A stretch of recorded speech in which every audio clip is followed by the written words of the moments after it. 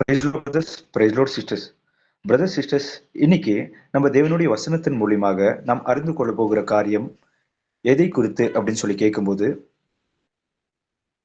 எல்லா ஜனத்திற்கும் மிகுந்த சந்தோஷத்தை உண்டாக்கும் நற்செய்தி எது அப்படின்னு சொல்லி கேட்டீங்கன்னா, ஆமா, மனுஷர்களாகிய நமக்காக ஆண்டவராகிய இயேசு கிறிஸ்து, தேவாதி தேவன், ஆதியும் அந்தமுமானவர் இல்லைங்களா, ஆதியும் தொடக்கமும் முடிவும் இல்லாதவர் அவர் இல்லைங்களா. அப்படிப்பட்ட சர்வ வல்லமையுள்ள தேவன் எல்லா மனுஷர்களுக்காக இந்த உலகத்துக்கு பாவிகளாகிய நம்மை ரட்சிக்கின்றதுக்காக வெளிப்பட்டார், தோன்றினார் அப்படின்னு சொல்லி வசனத்துல எழுதப்பட்டிருக்கு இல்லைங்களா.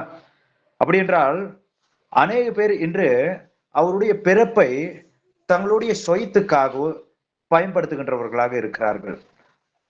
அவருடைய பிறப்பின் நோக்கம் என்னவென்று சொல்லி பார்க்கும் பொழுது, அதோடைய முழு நோக்கம் மனுஷனை ரட்சிக்கின்றது மட்டும்தான். ரட்சிப்பு என்றால் என்ன?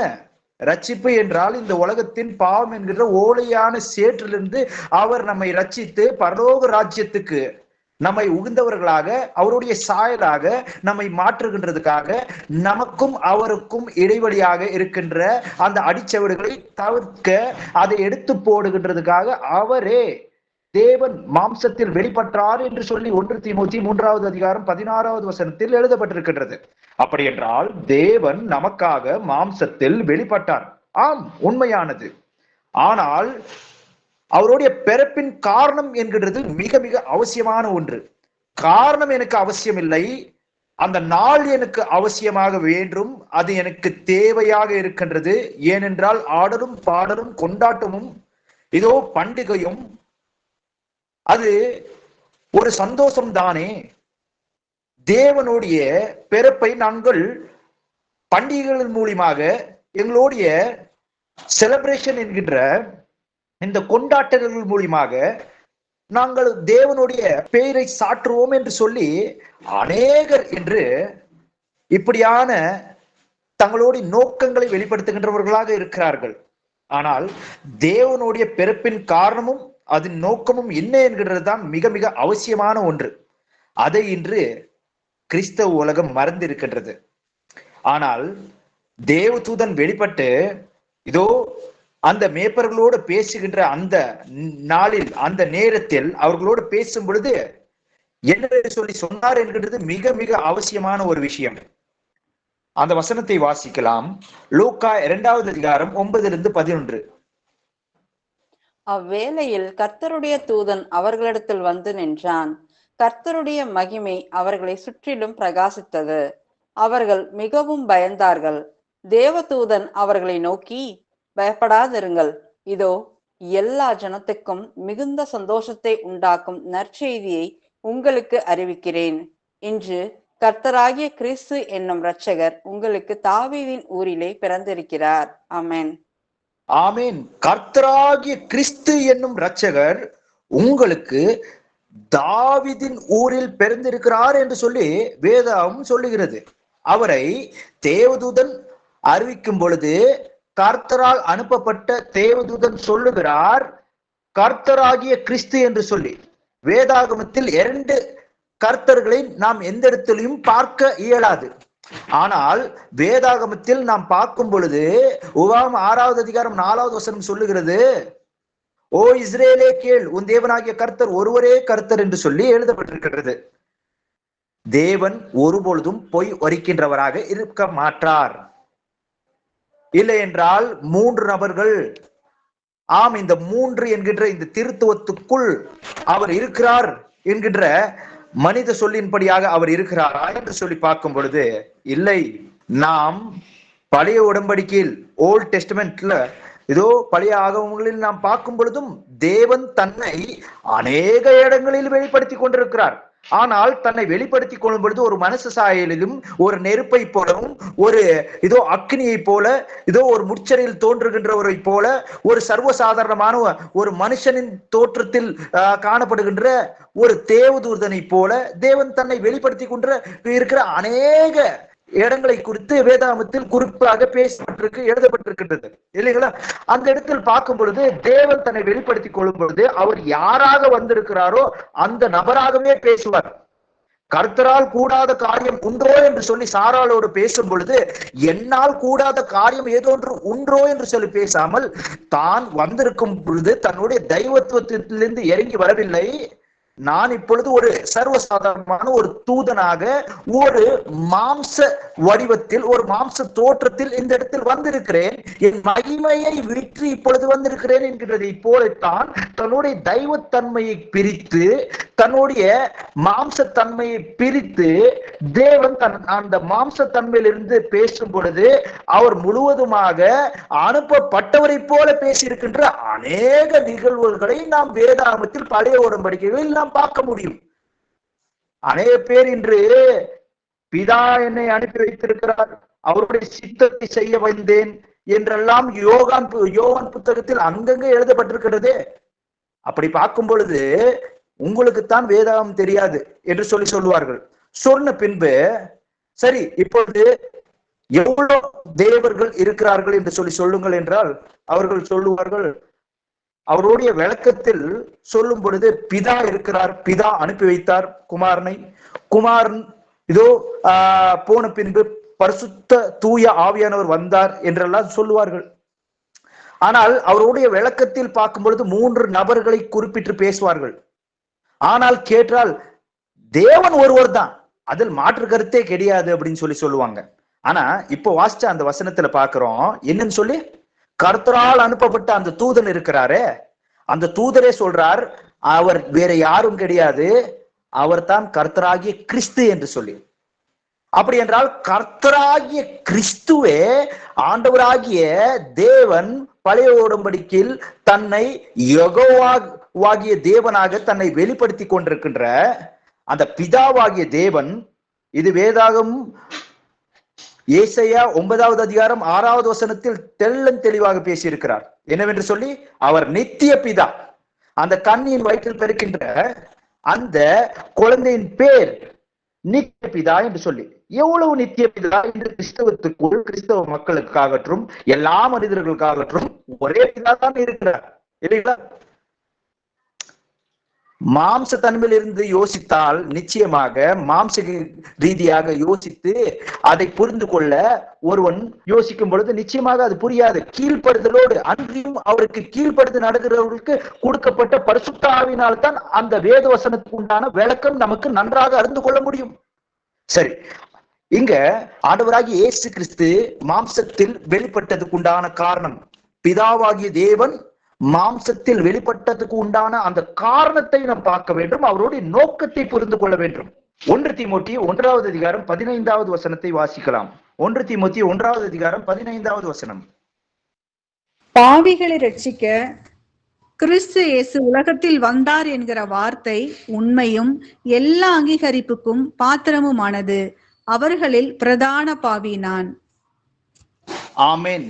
நோக்கத்தை புரிந்து கொண்டு எல்லா விதமான சடங்கு ஆசாரங்களை விற்று இதனால் நமக்கு ரட்சிப்பு இல்லை என்றும் இதன் தற்ஸ்வரூபம் கிறிஸ்துதான் என்று சொல்லி அறிந்து கொண்டிருக்கின்ற இதோ அப்போஸ்தலனாகிய பவுல் என்னவென்று சொல்லுகிறார், பாவிகளை ரட்சிக்கிறதுக்காக கிறிஸ்து இயேசு இந்த உலகத்தில் வெளிப்பட்டார் என்று சொல்லி எழுதப்பட்டிருக்கின்றது. அந்த காரணத்தையும் அவருடைய நோக்கத்தையும் நன்றாக புரிந்து கொண்டு அந்த காரணத்தையும் அந்த நோக்கத்துக்கும் தன்னை முற்றிலுமாக ஒப்பு கொடுத்து அவர் எப்படி இருக்கிறார், அந்த நற்செய்தியினால் அவர் பலனை அடைந்தவராக இருக்கிறார். அந்த நற்செய்தி நமக்குள் பலன், நித்திய ஜீவன் என்கின்ற அந்த பலனை அடைகின்றதுக்கு அது காரணமாக இருக்க வேண்டும் அவருடைய பிறப்பு. அந்த பிறப்பு எனக்கு வேண்டாம், ஆனால் அந்த ஆசாரணிகள் எனக்கு வேண்டும். அப்படிப்பட்ட இதோ சில அந்த பண்டிகைகள், செலிப்ரேஷன், இப்படிப்பட்ட விஷயங்கள் எனக்கு வேண்டும். இன்னைக்கு கார்பரேட் ஃபெஸ்டிவலா மாறி இருக்கு. என்ன அப்படின்னு சொல்லி கேட்டீங்கன்னா கிறிஸ்துமஸ் இல்லைங்களா? செயின்ட் நிக்கோலஸ் அப்படின்ற ஒரு பெரிய பணக்கார மனுஷன் இருந்தாரு. அவர் வந்துட்டு நிறைய பேருக்கு போய் ஹெல்ப் பண்ணிட்டு இருந்தாரு. அவர் ஹெல்ப் பண்ணும்போது தான் ஹெல்ப் பண்ணது யாருக்கும் தெரியக்கூடாது அப்படின்றதுக்காக கிறிஸ்துமஸ் தாத்தா வேஷம் எல்லாம் அணிஞ்சுன்னு போய் அவர் எல்லாருக்கும் இது போல கிஃப்ட்ஸ் கொடுத்துட்டு இருந்தாரு, ஹெல்ப் பண்ணிட்டு இருந்தாரு. அவர் தான் கிறிஸ்துமஸ் தாத்தா அப்படின்றது போலலாம் ஏதேதோ கட்டுக்கதைகள் சொல்ற வேதாமத்தில் இருக்கிறதா? ஏசப்பா இவ்வளவுதான் நம்மளுக்கு சொல்லி இருக்கிறது இல்லைங்களா? நம்ம பெரேயா பட்டணத்தின் விசுவாசிகளை போல இருந்தால் நம்ம ஆத்மாவை நம்ம ரட்சித்துக் கொள்ள முடியும். வேதாகமத்தில் இல்லாத வேறு எந்த விதமான அற்புத அடையாளங்களை செய்தாலும் கூட நீங்க வேதாகமத்தில் இல்லாத காரியங்களை அந்த மனுஷனுடைய கிரியைகளில் பார்த்தால் அது இல்லை, அப்படிப்பட்ட நபர் இல்லை என்றால் நான் அதை செய்ய மாட்டேன். இல்ல பிரதர், நல்ல நோக்கத்துக்காக பிரதர் இந்த பண்டிகை ஆசரிப்பதில் என்ன தவறு இருக்கிறது அப்படின்னு சொல்லி கூட சில பேர் கேட்பாங்க. பண்டிகை என்று சொல்லி தேவதூதன் பேசும் பொழுது தெளிவாக பேசுகிறார், நற்செய்தியை அறிவிக்கிறேன் என்று சொல்லி. என்ன அந்த நற்செய்தி என்னென்றால், மனுஷர்களுக்கு தேவன் இனி கிடைப்பார். ஏனென்றால் மனுஷர்கள் பாவிகளாக இருக்கிறதுனால் அவர்கள் தேவனிடத்தில் சேர முடியாது. அப்படி என்றால் அந்த பாவம் பரிகரிக்கப்படும் பொழுது மனுஷர்கள் தேவனிடத்தில் சேர்வார்கள். அப்படி என்றால் பாவம் பரிகரிக்கப்பட வேண்டும் என்றால் என்ன செய்ய வேண்டும்? ஆடு மாடு வேற எந்த ரத்தத்தை கொடுக்கும் பொழுதும் மனுஷருடைய பாவங்கள் பரிகரிக்கப்படுமோ? இல்லை. அவர் வந்ததே நம்மளுடைய பாவத்துக்காக, மரிக்கின்றதுக்காக, நம்மளுடைய பாவங்களை நம்மிலிருந்து தொலைத்து போடுகின்றதுக்காக, கழுவி சுத்திகரிக்கின்றதுக்காக. பரிசுத்தம் இல்லாமல் ஒருவரும் அவரை தரிசிக்க முடியாது என்கின்றதை அறிந்த தேவன் தன்னிடத்தில் வந்து தன்னுடைய பாவங்களுக்காக மனவருந்தி அந்த பாவங்களை விட்டு மனம் திரும்ப நினைக்கின்ற ஒவ்வொருத்தரையும் மன்னிக்கின்ற தேவனாக அவர் இருக்கிறார். பாவத்திலேயே வாழ்ந்து விட்டு பாவத்தை செய்கின்றதுக்காக அவருடைய நாமத்தை உச்சரிக்கின்றவர்களாக இருந்தால் என்னை மன்னித்து விடுங்கள், நீங்கள் மரித்த இவ்வளவு ஆண்டுகள் ஆகிவிட்டது, நிச்சயமாக நீங்கள் மரித்த காரணத்தினால் என்னுடைய பாவங்களும் கழுவப்பட்டிருக்கிறது என்று சொல்லி நினைத்து கொண்டு பாவத்துக்குள்ளேயே வாழ்ந்து கொண்டிருக்கிறவருக்கு அவர் ரட்சிப்பை உண்டு பண்ணுகிறது கொடுக்கின்றதுக்காக வரவில்லை. பாவத்தை விட்டு மனம் திரும்புகின்றதுக்கு யாரெல்லாம் ஆயத்தமாக இருக்கிறார்களோ, விரும்புகிறார்களோ, அப்படிப்பட்டவர்களுக்கு தான் ரட்சிப்பை கொடுக்கின்றதுக்காக தேவன் வெளிப்பட்டார். ஆனால் இன்று பாவத்தை செய்கின்றதுக்காக அவருடைய நாமத்தை, அவருடைய பிறப்பின் நாள் என்கின்ற ஒரு நாளை மனுஷனால் கற்பிக்கப்பட்ட ஒரு நாளாக வைத்து இந்த நாளில் மனுஷர்கள் புசித்து கொண்டு குடித்து கொண்டு இதோ அவர்கள் இந்த பண்டிகைக்காக 40 நாளுக்கு முன்பதாகவே அவங்க வீடுகளில் திராட்சை ரசத்தை எப்படியெல்லாம் நாங்கள் இந்த திராட்சை ரசத்தை ஆயத்தப்படுத்த வேண்டும், தங்களை ஆயத்தப்படுத்திக் கொள்ளுங்கள், அவருடைய நோக்கத்துக்கும் அவருடைய வெளிப்பட்டதுக்கு உண்டான அந்த காரணத்தை புரிந்து கொள்ளுங்கள் என்றால், இதோ பிளம் கேக் எப்படி பண்றது, இதோ திராட்சை ரசம் வைன் எப்படி பண்றது, ஐயோ இந்த பண்டிகைக்கு எப்படி எல்லாம் ட்ரெஸ் வாங்கலாம் அப்படின்னு சொல்லி ஒவ்வொருத்தரும் ஆடம்பரங்களை குறித்து தங்களுடைய செலிப்ரேஷன்ஸ்களை குறித்து யோசித்து கொண்டு, சரி சபையில இவ்வளவு பேர் இருக்கீங்களா, எல்லாரும் கொஞ்சம் கொஞ்சம் காசு போட்டு இன்னைக்கு ஒரே நாள்ல ஒரு களியாட்டத்தை செஞ்சிடலாம் அப்படின்னு சொல்லி, ஏன் அந்த காசை எடுத்துட்டு போய் இதோ ஒரு கேன்சர் பேஷண்ட் ஹாஸ்பிட்டல்ஸ்ல போய் கொடுத்தோம்னா அவங்க உயிரை காப்பாத்திக்குவோம், ஆண்டவருடைய அன்பை ஒரு சுத்து பார்ப்பாங்க இல்லைங்களா? அதெல்லாம் செய்ய முடியாது. எங்களுடைய மேட்டுமையும் எங்களுடைய பெருமையும் நாங்க யாருக்காக சாக்ரிஃபைஸ் பண்ண மாட்டோம் அப்படின்றது போல இது கர்த்தர் சொல்லாத சில பண்டிகைகளின் ஆசாரணிகளை இவர்களை செய்து கொண்டிருக்கிறார்கள் மனுஷர்கள். இது மனுஷனால் கற்பிக்கப்பட்ட ஒரு பண்டிகையாக இருக்கிறது. ஏனென்றால் தேவன் தான் எந்த பண்டிகையை செய்ய வேண்டும் என்றாலும் அதை வேதாகமத்தில் அவர் அதை குறித்து பேசியிருப்பார், அது குறிப்பிட்டிருப்பார் அப்படின்றத நம்ம புரிஞ்சுக்கணும். அது அப்படி ஆண்டவர் வேதாகமத்தில் குறிப்பிட்ட பண்டிகைகளை குறித்து நாம் அறிந்து கொள்ளலாம். இதற்கு முதல் வசனத்தை வாசிக்கலாம்.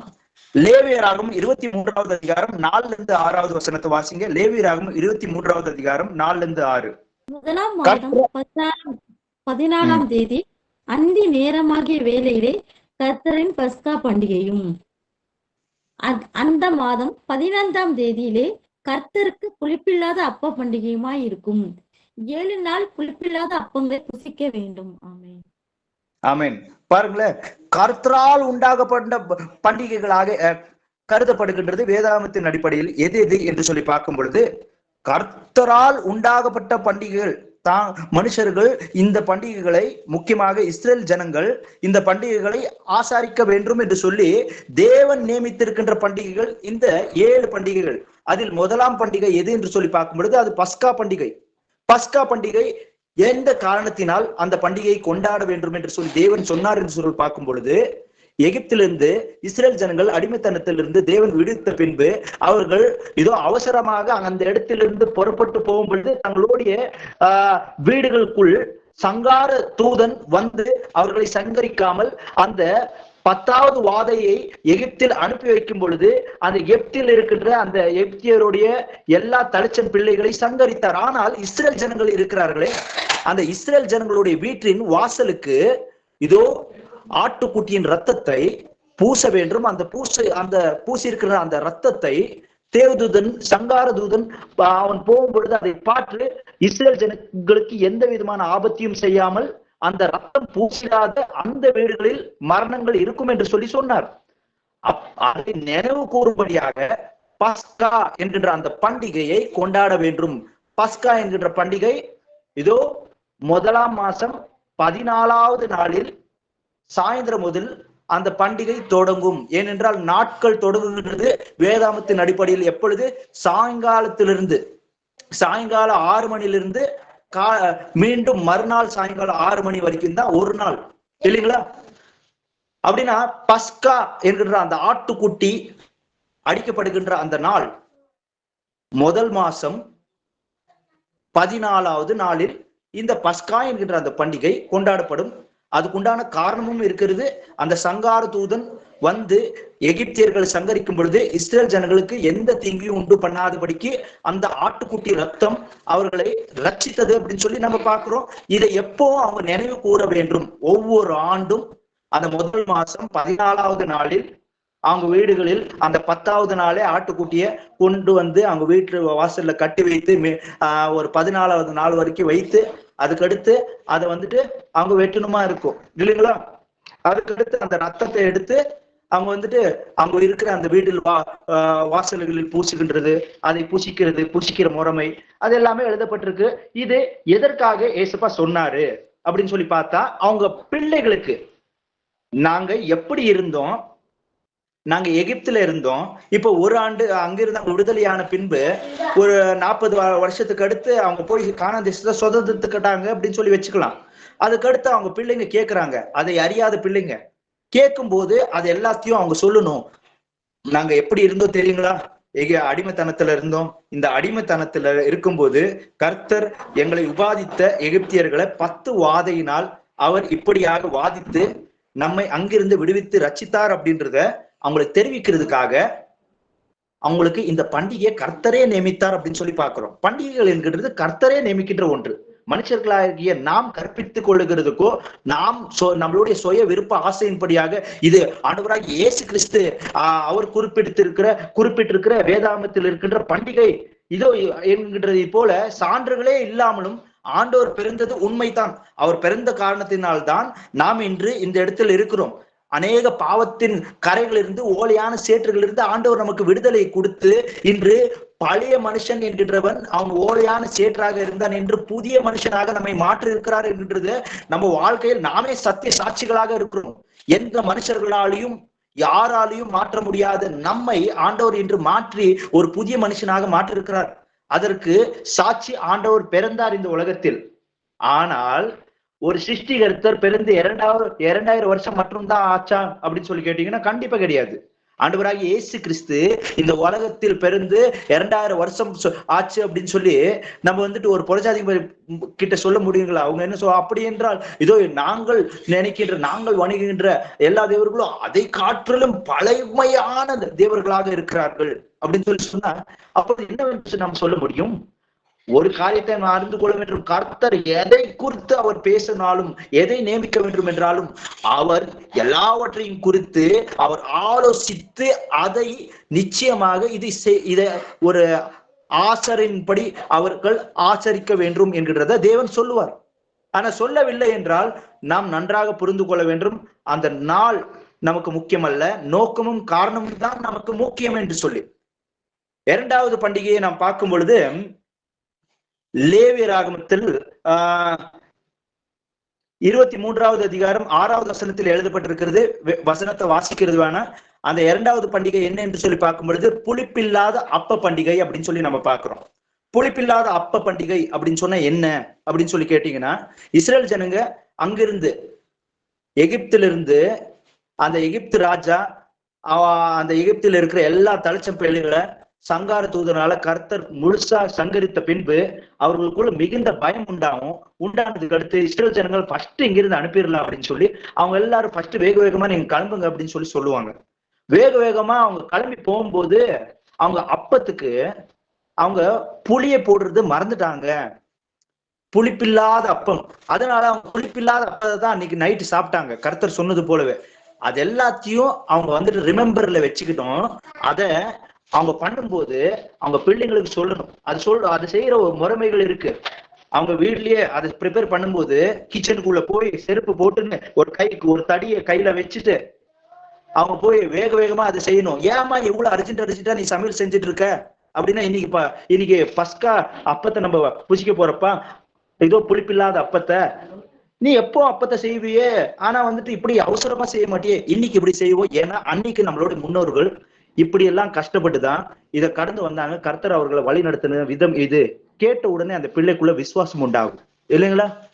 அதனாலதான் இப்போ வரைக்கும் இஸ்ரேல் ஜனங்க அது எல்லாத்தையும் நினைவுல கூறினபடினால்தான் ஆண்டவர் அவர்களை செதறடித்து 2000 வருஷம் ஆன பின்பு கூட இந்த சில முறைமைகளை அவங்க பின்பற்றி அதை ஞாபகத்தில் வைத்துக் கொண்டது காரணத்தினால பாருங்களேன், ஏசப்பா ஒரு சமூகம் 2000 வருஷத்துக்கு அடுத்து சிதறடிக்கப்பட்ட பின்பும் ஒன்று சேர்க்கப்பட்டது என்கிறது வேதாமத்தில் குறிப்பிடப்பட்ட ஆண்டவருடைய வார்த்தை மட்டும்தான் நிறைவேறி இருக்கிறது. வேற உலகத்துல வேற எங்கேயும் நம்ம பார்க்க முடியாது.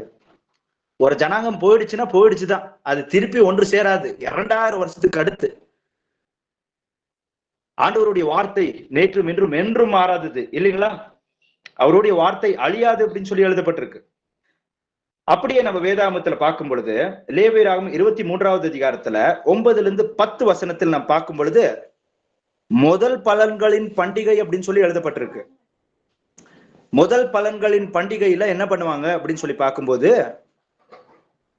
இந்த கதிர் கட்டுகள் இருக்கே, கானான் தேசத்தை இஸ்ரேல் ஜனங்க சுதந்திரத்து கொண்டதுக்கு அடுத்து அங்க அவங்க முதல் அறுவடை செய்கின்ற அந்த அறுப்பின் கட்டு இருக்கு இல்லைங்களா, அந்த கோதுமையின் முதல் கட்டை கொண்டு போய் அதை தேவனுக்கு சமர்ப்பிக்கணும். அதை ஆசாரியன் வந்துட்டு கர்த்தருடைய சமூகத்துல அதை வைத்து அது என்ன செய்ய வேண்டும், தானிய சமர்ப்பணை செய்வாங்க.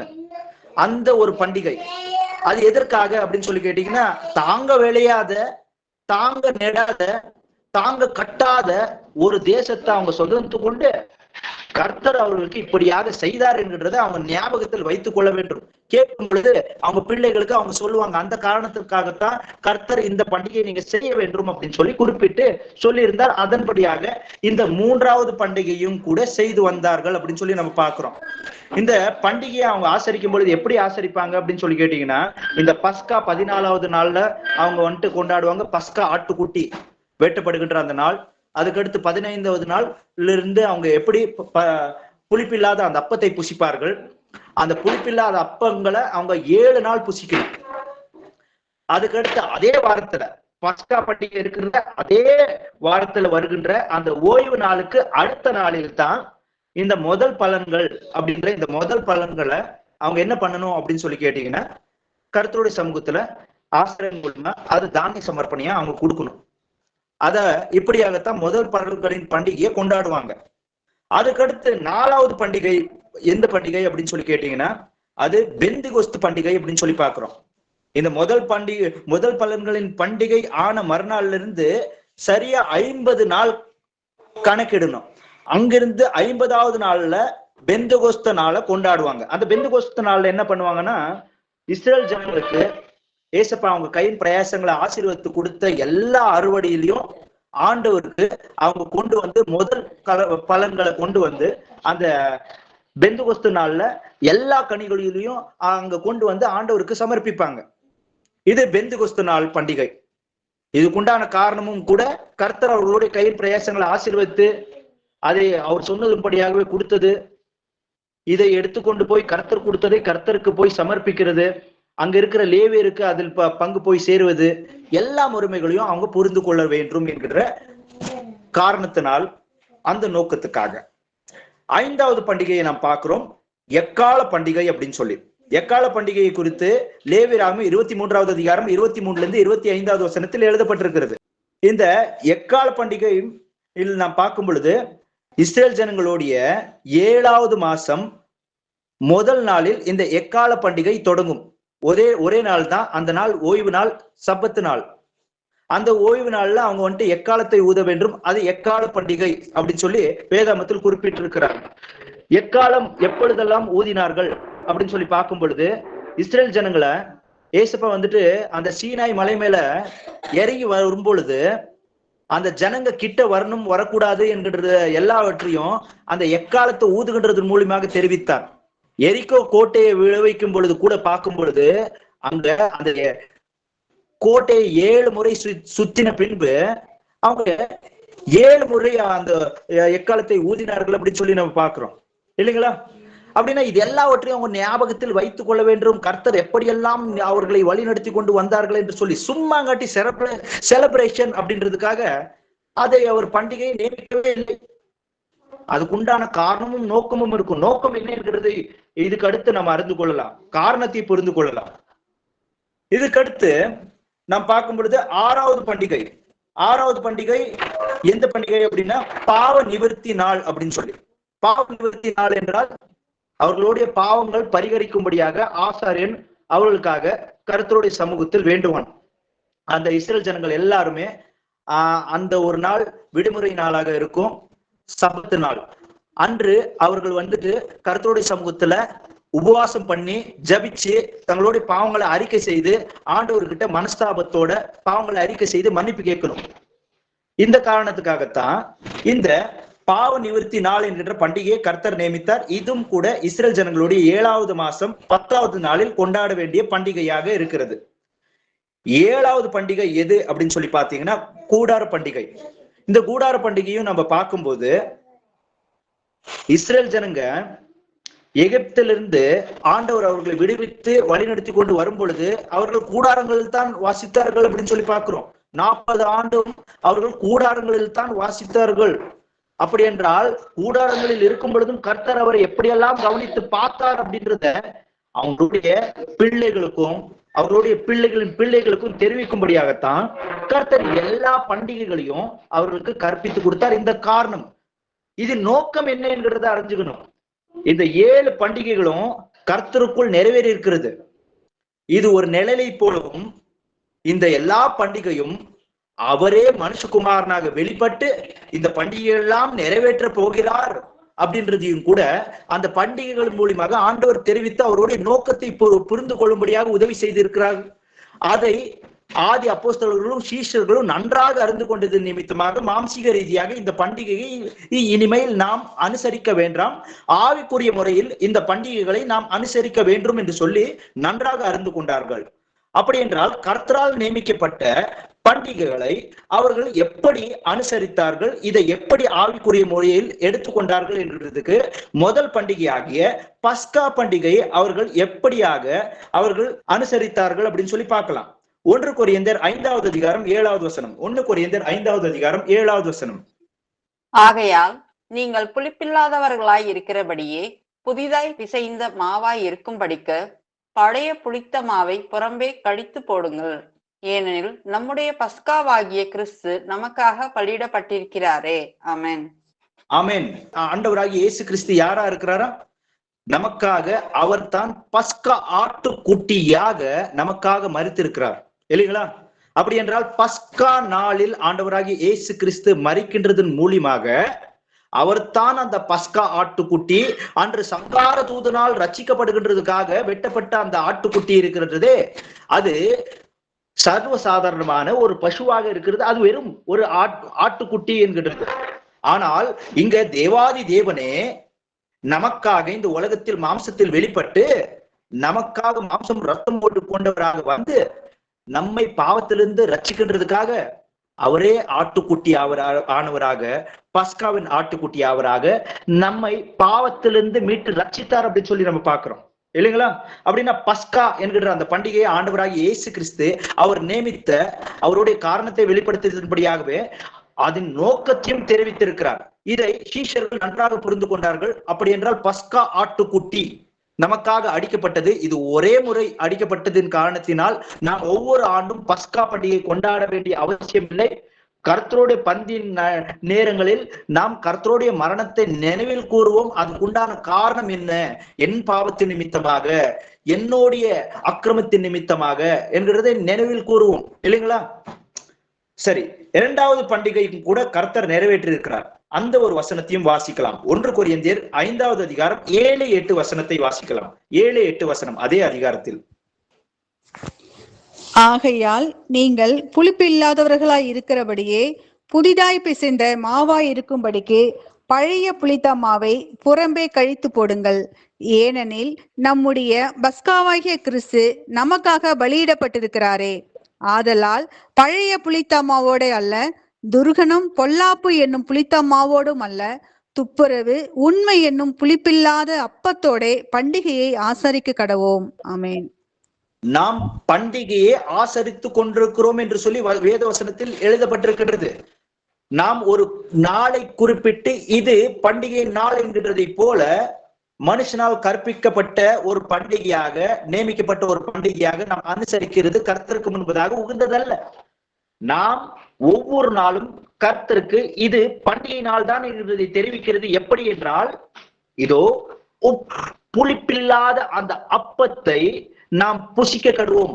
இப்படியாக புளிப்பில்லாத அப்பத்தை புசித்து கொண்டு நாம் பண்டிகையை ஆசரிக்க கடுவோம் என்கிறார். அப்படி என்றால் புளிப்பில்லாத அப்பத்தை புசித்து கொண்டு ஒவ்வொரு நாளும் நாம் இதோ பண்டிகையை ஆசரிக்கின்ற விதம் எது என்றால் கீழ்ப்படுதலும் பரிசுத்தனும் தான். அதனால்தான் இந்த வேத வசனங்களை பார்க்கும்போது நம்மளுக்குள்ள துர்மார்க்கம், பாவம் என்கின்றது நமக்குள் இருந்தால் அதுதான் புளிப்பு என்றும், பாவம் இராத சரீரமாக ஆண்டவராகிய இயேசு கிறிஸ்துவின் சரீரம் இருந்தபடியினால் அந்த சரீரம் தான் புளிப்பில்லாத சரீரம். அந்த புளிப்பில்லாத அந்த அப்பமாகிய அவருடைய சரீரம் நமக்காக பிக்கப்பட்டுச்சு அப்படின்னு சொல்லி பார்க்கிறோம். அப்படின்னா அவர் தான் பஸ்கா ஆட்டுக்குட்டியாக மரித்தார். அவருடைய உடல் தான் நமக்காக பஸ்கா உடைய அந்த புளிப்பில்லாத அப்பமாக பிக்கப்பட்டுச்சு அப்படின்னு சொல்லி பார்க்கிறோம். ஏசப்பா சொல்றாரு இல்லைங்களா, உலகத்துக்காக ஜீவனை கொடுக்கும்படியாக, ஜீவன் உண்டாகும்படியாக நான் இந்த உலகத்துக்கு நான் ஜீவ அப்பமாக எரிக வந்திருக்கேன் அப்படின்னு சொல்லி ஏசப்பா கூட நிறைய இடத்துல குறிப்பிட்டு பேசியிருக்கிறார். அப்படின்னா அவர் தான் அந்த புளிப்பில்லாத பண்டிகையும் அவரே நிறைவேற்றி தன்னுடைய நோக்கத்தை அவர் தெரிவித்திருக்கிறார் அப்படின்னு சொல்லி நம்ம பார்க்கிறோம். அதுக்கடுத்து மூன்றாவது பண்டிகை எது? முதல் பலன்களின் பண்டிகை அப்படின்னு சொல்லி நம்ம பார்க்கிறோம். இந்த முதல் பலன்களின் பண்டிகையும் ஏசப்பா நிறைவேற்றி இருக்கிறார். அதையும் நம்ம பார்க்கலாம். 1 கொரிந்தியர் 15வது அதிகாரம் 20வது வசனம். 1 கொரிந்தியர் 15வது அதிகாரம் 20வது வசனம். கிறிஸ்துவோ மரித்தோரிலிருந்து எழுந்து நித்திரை அடைந்தவர்கள் முதல் பலன் ஆனார். ஆமென். ஆமென். ஆண்டவராகிய இயேசு கிறிஸ்து யாரா இருக்கிறார் என்று சொல்லி அப்போஸ்தலனாகிய பவுல் இந்த எல்லா பண்டிகைகளையும் ஒரு காலத்தில் ஆசரித்து கொண்டு இருந்த ஒரு பின்யமின் குலத்தில் பிறந்த ஒரு பரிசாயனாக வாழ்ந்த வேத பாராயணங்களை செய்து நியாய பிரமாணத்தை பின்பற்றின ஒரு பின்யமின் குலத்தில் இருந்த ஒரு மனுஷனாக இருந்த அப்போஸ்தலனாகிய பவுல் என்னவென்று சொல்லி குறிப்பிடுகிறார்? இந்த பண்டிகை ஆண்டவராகிய இயேசு கிறிஸ்துவின் உயிர்த்தெழுதலை இது அதை குறித்து தான் பேசுகிறது அப்படின்னு சொல்லி அப்போஸ்தலனாகிய பவுல் சொல்றாரு. அப்படின்னா மருத்துவர்களின் மத்தியில் முதல் பலன் ஆனவர் ஆண்டவராகிய இயேசு கிறிஸ்து. அப்படின்னா ஆண்டவராகிய இயேசு கிறிஸ்து மூன்றாவது உயிர்த்தெழுந்தாரு. அந்த உயிர்த்தெழுதலை குறித்து தான் முதல் பலன் பண்டிகை நிறைவேறி இருக்கிறது. இதுதான் கர்த்தருடைய நோக்கம். இதை தெரிவிக்கின்றதுக்காக அந்த பண்டிகையின் ஆசாரியங்களையும் அவர்களுக்கு அப்படியாகவே தொடர்ந்து அதை ஆசரித்துக் கொண்டே வர வேண்டும் என்று சொல்லி ஒரு நிழலை பின்பற்றி வந்து பின்பு அவர்தான் அதோடைய தற்சுரூபம் என்கிறதை வெளிப்படுத்தி காமித்திருக்கிறார் அப்படின்னு சொல்லி நம்ம பார்க்கிறோம். பண்டிகை என்றால் அது கர்த்தரால் நியமிக்கப்பட்டதாக இருக்க வேண்டும். அதுக்குண்டான காரணம் இருக்கும், அதோடைய நோக்கம் இருக்கும். அந்த காரணமும் நோக்கம் மிக மிக அவசியம். காரணமும் இல்லை, நோக்கமும் இல்லை, ஆனால் அதை நான் வெறுமனே என்னுடைய சந்தோஷத்துக்காக நான் கொண்டாடுவேன் என்றால் கர்த்தர் ஒரு பொழுதும் அதை அங்கீகரிக்கவே மாற்றார் அப்படின்றத நம்ம புரிந்து கொள்ளணும். ஆனா இந்த முதல் பலன்களின் பண்டிகையை நீங்க பார்க்கும்போது வசனத்துல லேவியராகமம் 23வது அதிகாரம் 9லிருந்து 10வது வசனத்துல எழுதப்பட்டிருக்கும். என்ன அப்படின்னு சொல்லி கேட்டீங்கன்னா, அந்த கோதுமையின் கட்டுகள் இருக்கும் இல்லைங்களா, அந்த அறுவடை செய்யும் போது முதல் கோதுமையின் அந்த கட்டை கொண்டு போய் ஆசாரியன் இடத்துல கொடுக்கணும். ஆனா இது எப்ப கொடுக்கணும், எப்ப ஆசாரியன் வந்துட்டு அதை கர்த்தருக்கு சமர்ப்பிப்பாங்க அப்படின்னு சொல்லி கேட்டீங்கன்னா, அந்த பஸ்கா பண்டிகை வந்த அந்த வாரத்துல வருகின்ற ஓய்வு நாள் இருக்கு இல்லைங்களா, ஓய்வு நாள்னா சனிக்கிழமை, சப்பத்து நாள். அந்த ஓய்வு நாளுக்கு அடுத்த நாள் ஞாயிற்றுக்கிழமை தான் இதை வந்துட்டு கர்த்தருடைய சமூகத்துல சமர்ப்பிக்கணும் அப்படின்னு சொல்லி எழுதப்பட்டிருக்கும். இதை வைத்து சில பேர் வந்துட்டு இல்லப்பா ஞாயிற்றுக்கிழமை தான் அதை போய் சமர்ப்பிக்கணும் அப்படின்றது போல இருக்கு அப்படின்னா, ஓய்வு நாளுக்கு அடுத்து அப்படின்னா ஏசப்பா ஞாயிற்றுக்கிழமை உயிர் தெழுந்தாங்க அப்படின்னு சொல்லி நினைச்சிட்டு இப்படி இருப்பாங்க. ஃபர்ஸ்ட் ஆஃப் ஆல் அதை அறுத்தது என்னைக்கு அப்படின்றத புரிஞ்சுக்கணும். ஏன்னா ஓய்வு நாள் அன்னைக்கு போய் அவங்க வந்துட்டு வேலையை செய்திருப்பாங்களா, வெள்ளிக்கிழமையே அதை அறுத்திருப்பாங்க. அப்படின்னா அதை போய் அங்க கொடுக்கணும் அப்படின்னு சொன்னா அங்க தங்கி இருந்து வெவ்வேறு ஊர்களில் இருந்து போய் எருசலேம் ஆலயத்துல ஆசாரியனுக்கு போய் அதை கொடுக்க வேண்டும். அப்படி என்றால் ஆசாரியனுக்கு கொடுக்கின்றதுக்காக அவர் வெள்ளிக்கிழமையே முடிச்சு இதோ அவங்க சனிக்கிழமையே போய் சனிக்கிழமைக்கு முன்னாடியே வெள்ளிக்கிழமையே அங்கே தங்கி இருந்து அதை கொடுத்து கர்த்தருடைய சமூகத்துல சமர்ப்பித்திருப்பாங்க அப்படின்னு சொல்லி நம்ம பாக்குறோம். ஏசப்பா வந்துட்டு உயிர் தெழுந்தது என்னைக்கு அப்படின்னு சொல்லி கேட்டீங்கன்னா, அவங்க ஓய்வு நாள் அன்னைக்கு, சாபத்து நாள் இருக்கீங்களா இல்லைங்களா, சனிக்கிழமை அன்னைக்குதான் அவர் உயிர் தெழுந்தாரு. ஏன்னா ஏசப்பா அவருடைய சொல் மாறாது அப்படின்னு சொல்லி நம்ம பாக்குறோம். வானமும் பூமியும் அழிந்து போகும், ஆனா அவருடைய வார்த்தை என்னைக்குமே மாறாது அப்படின்னு சொல்லி எழுதப்பட்டிருக்கு. அப்படின்னா அவருடைய வார்த்தை நில நிற்கின்றதுக்காக நாம் போராடுகின்றவர்களாக இருக்க வேண்டும். நாம் ஜெயிக்க வேண்டும், நம்மளுடைய முன்னோர்கள் பாரம்பரியங்கள் ஜெயிக்க வேண்டும். நாங்கள் இவ்வளவு ஆண்டுகளாக இதை பின்பற்றினோமே, இப்படி எல்லாம் இருந்தோம்னா நம்ம என்ன பண்ணுவோம், கர்த்தருக்கு பகையாளிகளாக நம்ம மாறிடுவோம். கர்த்தருடைய வார்த்தை சொல் மாறாதவராக அவர் இருப்பாரு, அந்த வார்த்தையின்படி பார்க்கணும் அப்படின்னு சொல்லி நம்ம பார்க்கணும். அப்படின்னா கர்த்தர் என்னைக்கு வந்துட்டு மரிச்சாரு அப்படின்னு சொல்லி கேட்டீங்கன்னா, புதன்கிழமை 3 மணிக்கு மரிச்சாரு. புதன்கிழமை சாயந்தரம் 3 மணிக்கு மரிச்சாரு. புதன்கிழமை, அதுக்கடுத்து வியாழக்கிழமை, வெள்ளிக்கிழமை, சனிக்கிழமை தான் ஏசப்பா வந்துட்டு உயிர் தெழுந்தாரு. சனிக்கிழமை 3 மணிக்கு உயிர் தெழுந்துட்டாரு. கரெக்டா புதன்கிழமை சாயந்தரம் 3 மணிலிருந்து வியாழக்கிழமை 3 மணிக்கு ஒரு நாள். அதுக்கடுத்து அங்கிருந்து வியாழக்கிழமையில இருந்து வெள்ளிக்கிழமை 3 மணிக்கு 2வது நாள். வெள்ளிக்கிழமையில இருந்து சனிக்கிழமை 3 மணிக்கு 3வது நாள். ஏசப்பா அன்னைக்கே உயிர் தெழுந்துட்டாரு அப்படின்றத நம்ம கிளியரா புரிஞ்சுக்கணும். அவர் என்னைக்குமே ஆகட்டும் டைமிங்ஸ் அப்படின்றது இருக்கு இல்லைங்களா, அதுல ஏசப்பா பர்ஃபெக்டா இருப்பாரு. அதனால நம்ம வேதாமத்துல எந்த இடத்துல பார்க்கும்போது ஆண்டவருடைய வார்த்தை ஜெயிக்கணும், அவர் ஜெயிக்கணும், அவருடைய நாம மகிமைப்படணும் அப்படின்னு சொல்லி எப்போ பரமண்டலங்களில் இருக்கின்ற எங்கள் பிதாவே ஜெபத்தை நாம் சொல்லும் பொழுது என்னன்னு சொல்லி சொல்றோம், உங்களுடைய ராஜ்யம் வருவதாக, உங்களுடைய நாம மகிமைப்படுவதாக அப்படின்னு சொல்லி சொல்லுவோம். எப்போ நாம மகிமைப்படும், அவருடைய வார்த்தை நிறைவேறும் பொழுது தானே. அதற்காக தானே நம்ம வந்து போராடணும். அதுக்காக தானே நம்ம எப்போ தேவனுடைய வசனத்துல தேவனை மகிமைப்படுத்துகின்றதுக்காக நம்ம எப்பொழுது கூட அதற்காக ஒரு ஆயத்தமாக இருக்கணும், தாகம் கொண்டவர்களாக நம்ம இருக்கணும். சரி, அடுத்து இன்னொரு பண்டிகை, ஒரே ஒரு நிமிஷம். பெந்திகொஸ்து நாளின் பண்டிகை அப்படின்னு சொல்லி நம்ம பார்த்தோம் இல்லைங்களா, இந்த நாளையும் ஆண்டவர் நிறைவேற்றி இருக்கிறார், அவருடைய நோக்கத்தை அதன் மூலியமாக தெரிவித்திருக்கிறார். அதை கூட நம்ம வேத வசனங்கள்ல பார்க்கலாம். அப்போஸ்தலர் நடவடிக்கைகள் 2வது அதிகாரம் 1வது வசனம். அப்போஸ்தலர் நடவடிக்கைகள் 2வது அதிகாரம் 1வது வசனம். பெந்தகோஸ்தே என்னும் நாள் வந்தபோது அவர்கள் எல்லாரும் ஒருமனப்பட்டு ஓரிடத்திலே வந்திருந்தார்கள். ஆமென், ஆமென். அப்படி என்றால் இந்த இடத்தில் பார்க்கும் பொழுது அவர் எல்லாரும் ஒரு மனதோடு கூடி வந்திருந்த அந்த நாள் பெந்தகோஸ்து நாள் அப்படின்னு சொல்லி நம்ம பார்க்கிறோம். அப்படி என்றால் முதல் பலன்களின் பண்டிகையின் மறுநாளிலிருந்து தொடங்கி சரியா 50வது நாளுக்கு என்ன ஆகும், எல்லாருமே பெந்தகோஸ்து நாளை கொண்டாட வேண்டும். அந்த பெந்தகோஸ்து நாள் அன்று மக்கள் எல்லாம் சடங்கு ஆசாரங்களையும் பண்டிகைகளையும் கொண்டாடி கொண்டிருந்தார்கள். ஆனால் சீஷர்கள் எல்லாரும் தேவனுடைய வசனத்தின்படியாக அவர்கள் காத்து கொண்டிருந்தார்கள். ஆனால் அந்த முதல் பெந்தகோஸ்து நாளின் தேவன் அவருடைய பரிசுத்த ஆவியை யார் மேல் ஊற்றினார் அப்படின்னு சொல்லி நம்ம பார்க்கும்போது, இங்க பலன்களை கொடுக்க ஆயத்தமாக இல்லை, தம்மையே ஒப்பு கொடுக்க 10 நாளிலிருந்து காத்து கொண்டிருந்த தன்னுடைய சீஷர்கள் மேல், தன்னுடைய பிள்ளைகளின் மேல் தன்னுடைய ஆவியை தேவன் யோவேல் 2வது அதிகாரத்தில் சொன்னதின்படியாக கடைசி நாளில் நான் எல்லா மனுஷர்கள் மேல் என்னுடைய ஆவியை ஊற்றுவேன் என்று சொன்ன வார்த்தையின்படியாக அவருடைய பரிசுத்த ஆவியை ஊற்றினார் அப்படின்னு சொல்லி நம்ம பார்க்கிறோம். அப்படின்னா எப்படி அவருடைய வசனங்களை அவர் நிறைவேற்றிருக்கிறார் அப்படின்னு சொல்லி நம்ம பார்க்கிறோம். காரணத்தையும் தெரிவித்து அவரோட நோக்கத்தையும் புரிய வைத்திருக்கிறார். அதனால தான் ஆவியானவர் அப்போஸ்தலர் நடவடிக்கைகளை லூக்காவின் மூலியமாக எழுத வைக்கும் போது இந்த பண்டிகையும் குறிப்பிட்டு பேசியிருக்கிறார். சரி, 5வது பண்டிகையாக இருக்கின்றது எது அப்படின்னு சொல்லி பார்க்கும்போது எக்கால பண்டிகை. இந்த எக்கால பண்டிகையை ஆண்டவராகிய இயேசு கிறிஸ்து நிறைவேற்றி இருக்கிறார் அப்படின்னு சொல்லி நம்ம பார்க்கிறோம். இதுக்கு நிறைய வசனங்கள் இருக்கு வேதாகமத்துல. அவருடைய 2ஆம் வருகையை குறிப்பிடுகின்றது தான் இந்த பண்டிகை. மத்தாய் 24வது அதிகாரம் 31வது வசனத்தை வாசிக்கலாம். மத்தாய் 24வது அதிகாரம் 31வது வசனம். வலுவாய் தொனிக்கும் எக்கால சத்தத்தோடே அவர் தமது தூதர்களை அனுப்புவார்.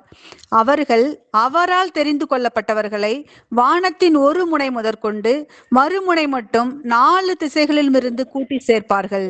ஆமென். ஆண்டவராகிய இயேசு கிறிஸ்துவின் 2வது வருகை நேரத்தில் என்ன நடக்குங்களா? எக்கால சத்தம் தோன்றும் அப்படின்னு சொல்லி நம்ம பார்க்கிறோம். அந்த எக்கால சத்தத்தினால், அந்த எக்கால சத்தம் தோன்றும் பொழுது என்ன ஆகுங்களா? இதோ யாரெல்லாம் தனக்காக தேவனுக்காக தங்களை ஒப்பு கொடுத்தவர்களாக இருந்தார்களோ அவர்களை ஒரு முனையிலிருந்து மறுமுனை வரைக்கும் எல்லா ஜனங்களிலிருந்து அவங்கள ஏசுப்பா என்ன பண்ணுவாங்களா? தன் தூதர்களை அனுப்பி தனக்காக பிரித்தெடுத்துக் கொள்வார்கள் இல்லைங்களா? அழைக்கப்பட்டவர்கள் அநேகர்கள், ஆனா தேர்ந்தெடுத்துக் கொள்ளப்பட்டவர்கள் சிலர் என்கிறது அன்னைக்குதான் நிரூபிக்கப்படும். அன்னைக்கு தெரிய வரும். வலது பாஸ்வத்தில் நிற்கும் பொழுது நம்ம வலது பாஸ்வத்துல நிக்கணும் அப்படின்னா ஆண்டவராகிய இயேசு கிறிஸ்துவின் 2ஆம் வருகைய எக்கால பண்டிகையாக அவர் வெளிப்படும் பொழுது ஒரு எக்காலம் இருக்கிறது என்கிறத முன்பே அவர் தெரிவித்து அவர் நோக்கத்தை புரிய வைத்திருக்கிறார். அதை அவருடைய உபதேசத்தில் தாமே சொல்லி இருக்கிறார் அப்படின்னு சொல்லி நம்ம பார்க்கிறோம். இதை சீஷர்கள் எல்லாரும் விசுவாசித்தபடினால் இக்கால பண்டிகை, இதை யூதரின் முறைமைகள், இஸ்ரேல் ஜனங்களின் மாம்சிக ரீதியான இந்த பண்டிகைகள் எல்லாவற்றையும் தவிர்த்து இதை ஆவிக்குரிய முறையில் அவர்கள் கொண்டாடினார்கள், அதை எதிர்பார்த்து கொண்டிருந்தார்கள் அப்படின்னு சொல்லி நம்ம பார்க்கிறோம். 1 கொரிந்தியர் 15வது அதிகாரம் 52வது வசனத்தை வாசிக்கலாம். 1 கொரிந்தியர் 15வது அதிகாரம் 52வது வசனம். எக்காலம் தொனிக்கும், அப்பொழுது மரித்தோர் அழிவில்லாதவர்களால் எழுந்திருப்பார்கள், நாமும் மறுரூபமாக்கப்படுவோம். ஆமென். எக்காலம் தொனிக்கும் பொழுது என்ன ஆகுங்களா?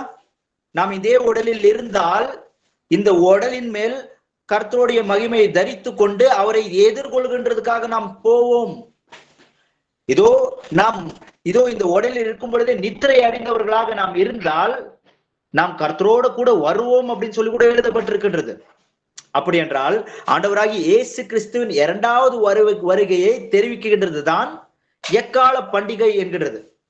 அதன் காரணத்தையும் அறிந்து கொண்டோம், அவரோட நோக்கத்தையும் சீஷர்கள் புரிந்து கொண்டிருக்கிறார்கள். அந்த முறைமைகளை அவர்கள் விட்டிருக்கிறார்கள். பண்டிகையை ஆசரிக்கின்றதுனால அல்ல, கீழ்ப்படுத்தினால் தான் கர்த்தரை நாம் பிரியப்படுத்த முடியும் என்கிறதை அவர்கள் நன்றாக அறிந்து கொண்டிருந்தார்கள் அப்படின்னு சொல்லி நம்ம பார்க்கிறோம். சரி, அடுத்த இன்னொரு பண்டிகையும் ஆண்டவராகிய இயேசு கிறிஸ்து நிறைவேற்றிருக்கிறார். அந்த நோக்கத்தையும் புரிந்து கொள்ளலாம். எபிரேயர் 13வது அதிகாரம் 11-12. எபிரேயர் 13வது அதிகாரம் 11-12. ஏனென்றால் எந்த மிருகங்களுடைய இரத்தம் பாவங்களின் நிமித்தமாக பரிசுத்த ஸ்தலத்துக்குள் பிரதான ஆசாரியனாலே கொண்டு வரப்படுகிறதோ அந்த மிருகங்களின் உடல்கள் பாளையத்துக்கு புறம்பே சுட்டெரிக்கப்படும். அந்தபடியே இயேசுவும் தம்முடைய சொந்த இரத்தத்தினாலே ஜனத்தை பரிசுத்தம் செய்யும்படியாக நகர வாசலுக்கு புறம்பே பாடுபட்டார். ஆமென். ஆமென். இளங்காளையை அவர்கள் பாவ பரிகாரத்துக்காக இளங்காளையின் ரத்தத்தை ஜனங்கள் மேல் புரோச்சித்து, அந்த பலிபீடத்தின் மேல் புரோச்சித்து, இப்படியாகலாம் பாவ பரிகாரங்களை ஆசாரியர்கள் செய்வார்கள். ஆனால் நம்மளுடைய ஆசாரியர் எப்படியாக இருக்கிறார்? தாமே ஆசாரியனாகவும் இருந்து தாமே ஆட்டுக்குட்டியானவராக இருந்து நமக்காக அவர் ஒரே பலியாக தன்னையே சமர்ப்பித்தார். அந்த சமர்ப்பித்ததன் மூலியமாக அந்த சமர்ப்பணையில் அவர் செய்தது என்ன என்று சொல்லி பார்க்கும் பொழுது பாவத்தை நிவர்த்தி செய்தார் அப்படின்னு சொல்லி நம்ம பார்க்கிறோம். பாவத்தை நம்மிலிருந்து தொலைத்து போட்டார். அந்த பாவங்களை பரிகரிக்கின்றதுக்காக தம்மையே அர்ப்பணித்து கொடுத்தார் அப்படின்னு சொல்லி நம்ம பார்க்கிறோம். அப்படின்னா பாவ நிவர்த்தி நாள் என்கிறது ஆண்டவராகிய இயேசு கிறிஸ்துவே அவருடைய மரணத்தின் மூலியமாக அதை நிறைவேற்றிருக்கிறார். பாவ நிவர்த்தி நாளிலும் என்ன செய்வார்கள் அப்படின்னு சொல்லி பார்த்தா, அதோ இஸ்ரேல் ஜனங்க ஒவ்வொருத்தருமே போய் தேவனுடைய சமூகத்தில் காத்திருந்து உபவாசம் இருந்து அவர்கள் எங்கெங்கெல்லாம் ஆண்டவர் பிரியமில்லாத சில காரியங்களை செய்தாங்களோ அது எதெல்லாம் அவங்க ஞாபகத்துல ஆண்டவர் தெரிவிக்கிறாங்களோ வெளிப்படுத்துறாங்களோ அந்த ஒவ்வொரு பாவத்தையும் ஆண்டவர்கிட்ட அறிக்கை செய்து மனம் வருந்தி ஆண்டவர்கிட்ட மன்னிப்பு கேட்டு அதுக்கடுத்து அவங்களுக்காக ஆசாரியர் வந்துட்டு ஒரு ஆட்டுக்குட்டியின் ரத்தத்தின் மூலியமாக ஒரு இளங்காளையின் ரத்தத்தின் மூலியமாக அவர்களுக்கு பாவ பரிகாரத்தை செய்வாங்க.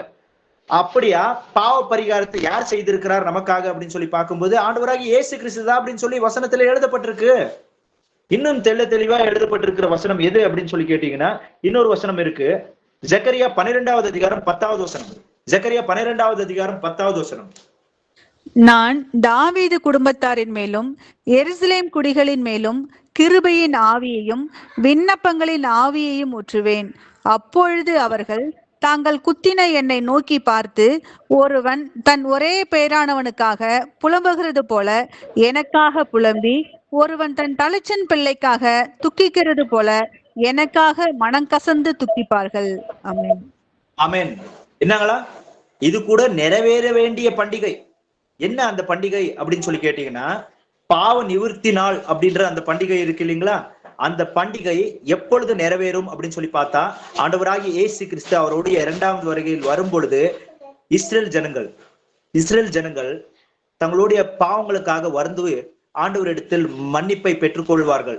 விசுவாசத்தில் நிலைத்து கொண்டிருக்கிற இஸ்ரேல் ஜனங்கள் மட்டும்தான். அதனாலதான் குத்தின எண்ணெய் அப்படின்னு சொல்லி எழுதப்பட்டிருக்கும். யாரை பார்த்து இஸ்ரேல் ஜனங்க மனம் கசந்து அழுவார்களா? கோத்திரமா அவங்க ஒவ்வொருத்தருமே அழுந்து புலம்பி ஆண்டவர்கிட்ட மன்னிப்பை பெற்றிருப்பாங்க. குத்தின எண்ணெய் அப்படின்னு சொன்னா யார சொல்றாரு? பிதாவாகிய தேவனாக அவர் ஜெகரியா புத்தகத்துல பேசுறாரு. ஜெகரியா மூலியமாக பேசும்போது குத்தின எண்ணெய் நோக்கி அவங்க ஒவ்வொருத்தரும் கதறி அழுவாங்களா? என்னன்னு சொல்லி அழுவாங்க? தன்னுடைய ஏதோ ஏக புத்திரனுக்காக அழுகின்றதை போல, ஏசப்பா நீங்க தான் பிதாவாகிய தேவனே, நீங்க தான் மாம்சத்துல வெளிப்பட்டீங்களா? நீங்க தான் எங்க முன்னோர்கிட்ட எல்லாம் பேசுனீங்களா? அவங்க யாரோருக்கும் உங்களுக்கு கீழ்ப்படியாம போயிட்டாங்களா? ஏசப்பா நாங்க இவ்வளவு நாள் உங்க நாமத்தையே நாங்க தூசித்து கொண்டிருந்தோமே, ஐயோ நாங்க அறியாம இப்படி செஞ்சுட்டோப்பா, அப்பா நாங்க உணர்வு இல்லாம நடந்துகிட்டோம், ஏசப்பா என்ன மன்னிச்சிருங்க தகப்பனே அப்படின்னு சொல்லி மனம் கசந்து இஸ்ரேல் ஜனங்க ஏசப்பா கண்டுதான் விசுவாசிப்பாங்களாம்.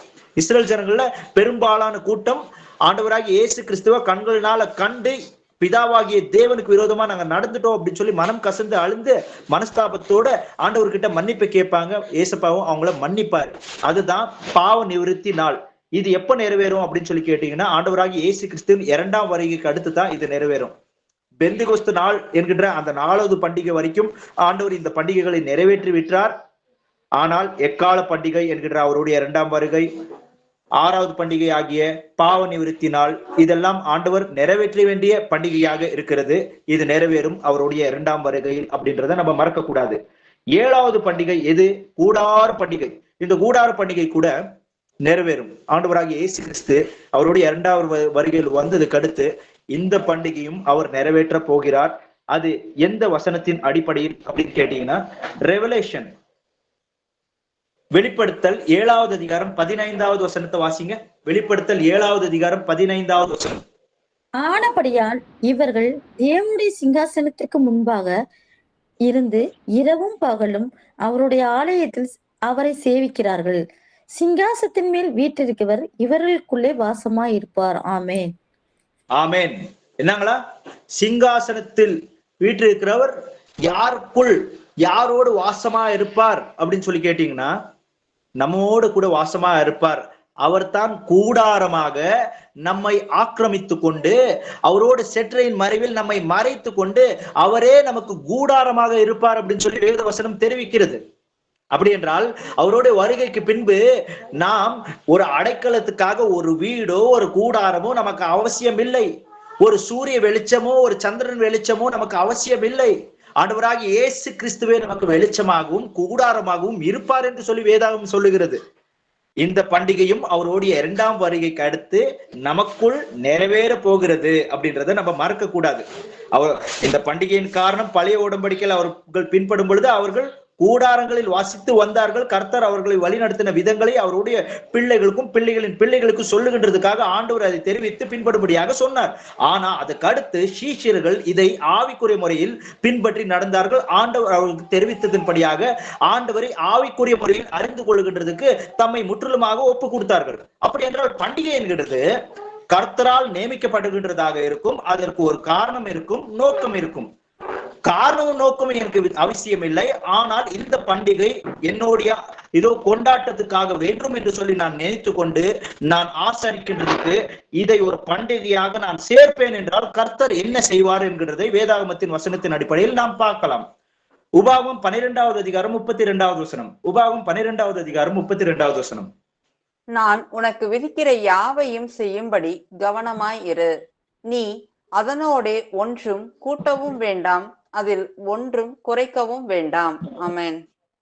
தேவன் சொல்லியிருக்கின்ற எல்லா கட்டளைகளில் பண்டிகையும் இல்ல, பண்டிகையை எப்படியாகலாம் கொண்டாட வேண்டும், எந்த நாளில் கொண்டாட வேண்டும் என்கிறதும் கூட கட்டளை தான். அப்படி என்றால் இதோ அவர் சொன்ன கட்டளையில் ஒன்றையும் சேர்க்க கூடாது, ஒன்றையும் எடுத்து போடக்கூடாது அப்படின்னு சொல்லி வசனத்துல எழுதப்பட்டிருக்கு. அப்படின்னா வேத வசனங்கள்ல ஆண்டவர் சொல்லாத ஏதொன்றையும் நம்ம வந்துட்டு கிறிஸ்துமஸ் செலிப்ரேஷன் இருக்கு, இது டிசம்பர் 25 இருக்கு பிரதர், என்னங்க பிரதர், இதோ லூக்கா புத்தகத்துல 2வது அதிகாரத்துல எழுதப்பட்டிருக்கு எல்லா ஜனங்களுக்கும் மிகுந்த சந்தோஷத்தை உண்டாக்குற நாள் அப்படின்னு சொல்லி எழுதப்பட்டிருக்கு. நாள் நீங்க இல்லவே இல்லை. என்னன்னு சொல்லி எழுதப்பட்டிருக்கு? நாளை குறிப்பிட்டு தேவதூதன் சொல்லவில்லை, நற்செய்தி அப்படின்னு சொல்லி எழுதப்பட்டிருக்கு. என்ன நற்செய்தி? அந்த நற்செய்தி தான் முக்கியம். அந்த காரணம் என்ன?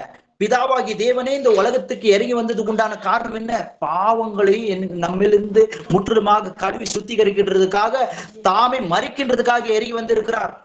ஏசாயா 53வது அதிகாரத்தில் பார்க்கிறோமே, அடிக்கப்பட்ட ஆட்டுக்குட்டியை போல அவர் வாய் திறவாமல் இருந்தார் என்றாரு. அந்த வசனம் நமக்காக நிறைவேறினது. அதை நீ ஞாபகத்தில் வைத்து கீழ்ப்படுத்து கர்த்தருக்கு உன்னை உகுந்த காணிக்கையாக ஒப்புக்குடியா என்று சொன்னால், இல்லை, இப்படியாகலாம் இருந்தா தான் என் சொந்த பந்தங்கள் எல்லாம் என்னை அங்கீகரித்து கொள்வார்கள்.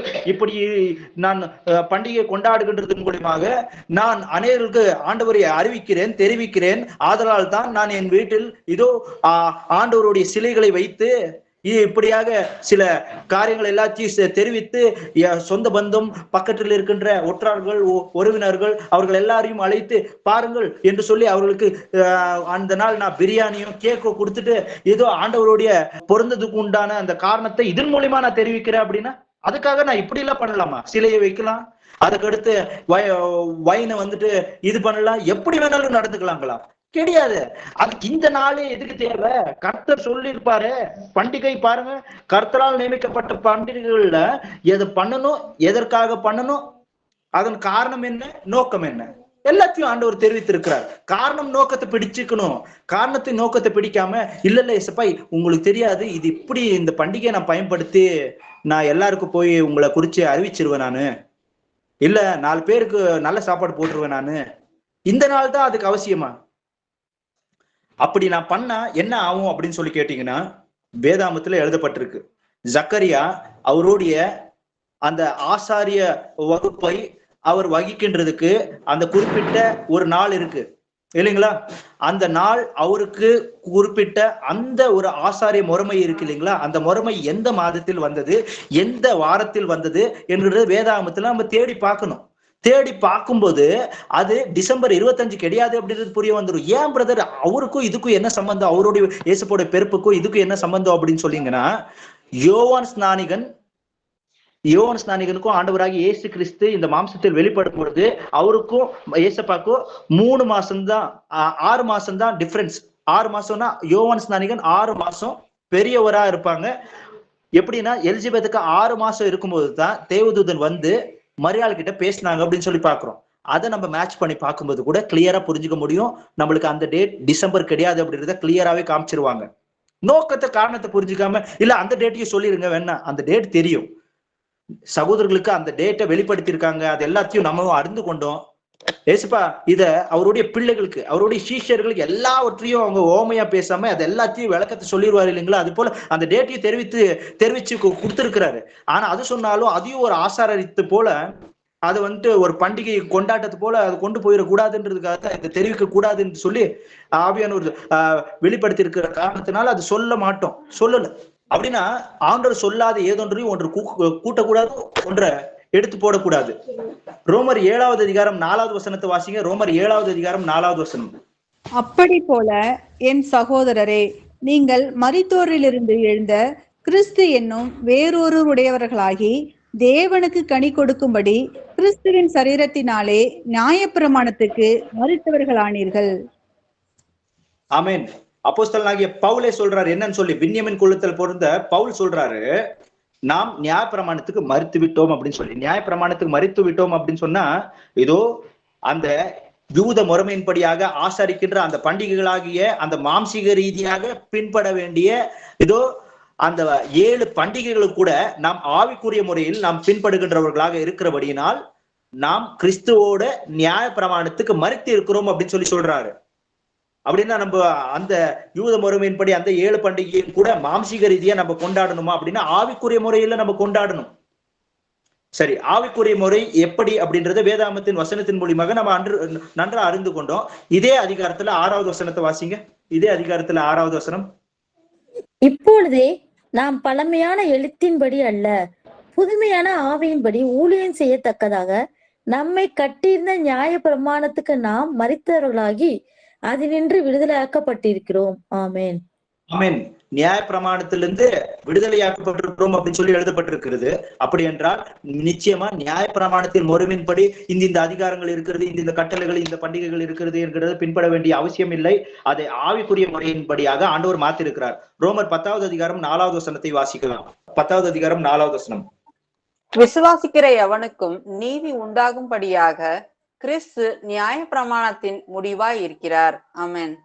ஒரே வசனத்துல ஆண்டவர் வெளிப்படுத்தி காமிச்சிட்டாரு. என்ன அப்படின்னு சொன்னா, கிறிஸ்து நியாய பிரமாணத்தின் முடிவாக இருக்கிறார். மாம்சீக ரீதியாக நாம் பின்பட வேண்டிய அவசியம் இல்லை. ஆவிக்குரிய முறைமையின்படியாக அது பின்பட வேண்டும். அதன் முறைமை எப்படி அப்படின்றது ஆதி அப்போஸ்தலர்கள் நமக்கு நன்றாக காமித்து கொடுத்திருக்கிறார் ஆவியானவர் அவர்களின் மூலியமாக. கொலோசியர் 2வது அதிகாரம் 16வது வசனத்தை வாசியுங்கள். கொலோசியர் 2:16. ஆகையால் போஜனத்தையும் பானத்தையும் குறித்தாவது, பண்டிகை நாளையும் மாத பிறப்பையும் ஓய்வு நாளையும் குறித்தாவது ஒருவனும் உங்களை குற்றப்படுத்தாதிருப்பானாக.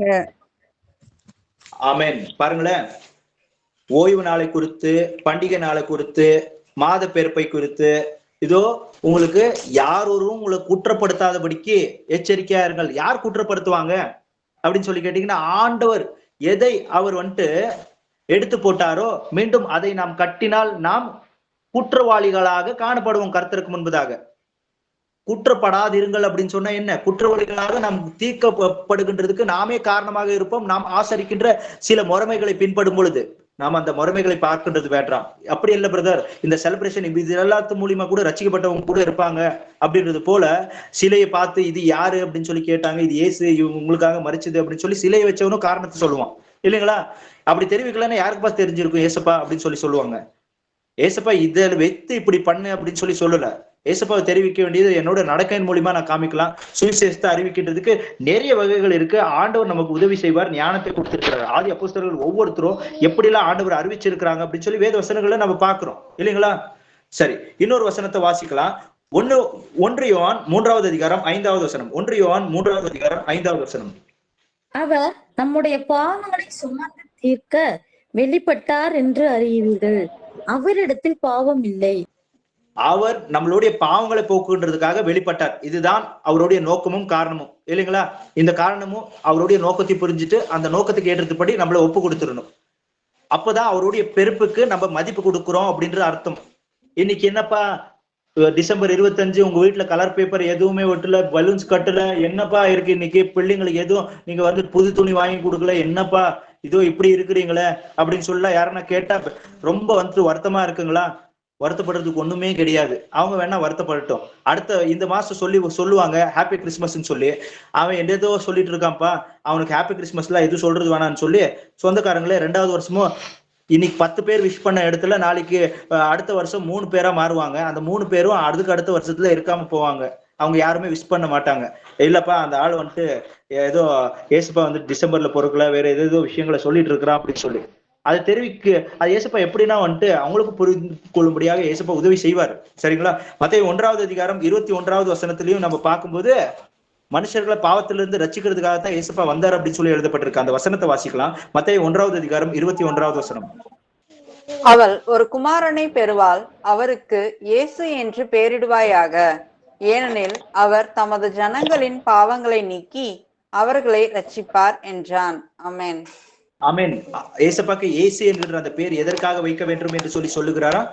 ஏனென்றால் தம்முடைய ஜனங்களை அவருடைய பாவங்களிலிருந்து அவர் மீட்டு ரட்சித்து காப்பார் அப்படின்றதுக்காகத்தான் அவருக்கு இயேசு என்கின்ற பேரை வைக்க வேண்டும் என்று சொல்லி ஆண்டவர் வெளிப்படுத்தி காமித்திருக்கிறார். அது சொல்லி இருக்கிறார் அப்படின்னு சொல்லி நம்ம பாக்குறோம் இல்லைங்களா? சரி, அடுத்து இன்னொரு வசனத்தை வாசிக்கலாம். 2 கொரிந்தியர் 5வது அதிகாரம் 21வது வசனம். 2 கொரிந்தியர் 5வது அதிகாரம் 21வது வசனம். நாம் அவருக்குள் தேவனுடைய நீதியாகும்படிக்கு பாவம் அறியாத அவரை நமக்காக பாவமாக்கினார். இதோ பாவம் அறியாத அவரை நமக்காக பாவமாக்குனது எப்படி? அவருக்குள் பாவம் இல்லை, நம் பாவங்களை அவருக்குள் சுமந்து கொண்டது நிமித்தமாக, நம் நிமித்தமாக அவர் பாவமானார். எதற்காக? நாம் நீதிமான்களாக மாற வேண்டும் என்கிறதுக்காக. நான் நீதிமானாக மாற மாட்டேன், ஆனால் வருடத்துக்கு 2 முறை எங்களுக்கு கிறிஸ்தவர்களுக்கு இருக்கிறது 2 பண்டிகை. ஒன்று ஈஸ்டர், இன்னொன்னு வந்துட்டு கிறிஸ்துமஸ். அதனால இந்த பண்டிகையை யாருக்காகவும் நான் விட்டு கொடுக்க மாட்டேன் அப்படின்னு சொல்லி செலிப்ரேஷன் பண்றேன் அப்படின்னு சொன்னா, கர்த்தர் சொல்லாத காரியங்களை நம்ம செய்யும் போது, இதோ வெளிப்படுத்தல் 22வது அதிகாரம் 18 இருந்து 19வது வசனத்துல எழுதப்பட்டிருக்கும். இந்த புத்தகத்துல இருக்கிற எல்லா வாதியும் அவன் மேல வர வைக்கிறேன் அப்படின்னு சொல்லி இயேசுப்பா சொல்லி இருக்கிறாரு. அது போல நம்ம ஏன் கர்த்தரால சிச்சிக்கப்படணும்? வேற விதமான நம்ம வந்துட்டு ரோல் மாடலா கர்த்தருடைய வசனத்துக்கு விரோதமான செயல்களை ஈடுபடுறவங்களா, அதுக்கு ஒரு கெட்ட எக்ஸாம்பிளா நம்ம ஏன் மாறணும்? வசனத்துக்கு நம்ம எக்ஸாம்பிளா இருக்கணும். நீங்க எனக்கு சாட்சிகள் அப்படின்னு சொல்லி இருக்கிறாரு. கிறிஸ்துமஸ் செலிப்ரேஷன் பண்ண நான் இயேசுவுக்கு சாட்சியா இருக்கிறவனா இருப்பேன்னா, உலகத்தின் கடைசி பரிந்தியமும் நீங்க எனக்கு சாட்சியா இருக்கணும் அப்படின்னு சொல்லி இருக்கிறாரு. எபிரேயர் 9வது அதிகாரம் 28வது வசனத்தை வாசிங்க. எபிரேயர் 9:28. கிறிஸ்துவும் அநேகருடைய பாவங்களை சுமந்து தீர்க்கும்படிக்கு ஒரு தரம் பலி இடப்பட்டு தமக்காக காத்து கொண்டிருக்கிறவர்களுக்கு ரட்சிப்பை அருளும்படி 2ஆம் தரம் பாவம் இல்லாமல் தரிசனம் ஆவார். ஆமென். யாரை ரட்சிக்கிறதுக்காக? தமக்காக காத்து கொண்டிருக்கிறவர் அப்படின்னு சொன்னா, தமக்கு காத்து கொண்டிருக்கிறவர் என்றால் கர்த்தருக்காக தன்னை தூய்மைப்படுத்தி கொண்டு கர்த்தருடைய காரியங்களை விரும்பி அதற்கு தன்னை ஒப்பு கொடுத்திருக்கிறவர்களை ரட்சிக்கின்றதுக்காகத்தான் தேவகுமாரன் இந்த உலகத்தில் வெளிப்பட்டார் அப்படின்னு சொல்லி நம்ம பாக்குறோம். அப்படின்னா மனுஷர்கள் எல்லாருக்கும் சந்தோஷத்தை உண்டு பண்ணுகின்ற அந்த நாள் எந்த நாள் அப்படின்னு சொல்லி கேட்டீங்கன்னா, நம்ம ஆத்மாவுக்கு மேல நம்ம வந்துட்டு கடமைப்பட்டிருக்கோம்ப்பா. நம்ம ஆத்மாவை எப்படின்னா நம்ம ரட்சித்துக்கிறதுக்கு கர்த்தருடைய சொல்லுக்கு நம்ம கீழ்ப்படியணும் அப்படின்னு சொல்லி நம்ம ஒப்பு கொடுப்போம் இல்லைங்களா? அப்பதான் அவருடைய பெருப்புக்கு நம்ம மதிப்பு கொடுக்கிறோம்னு சொல்லி அர்த்தம். சரி, 1 பேதுரு 2வது அதிகாரம் 24வது வசனம். 1 பேதுரு 2வது அதிகாரம் 24வது வசனம்.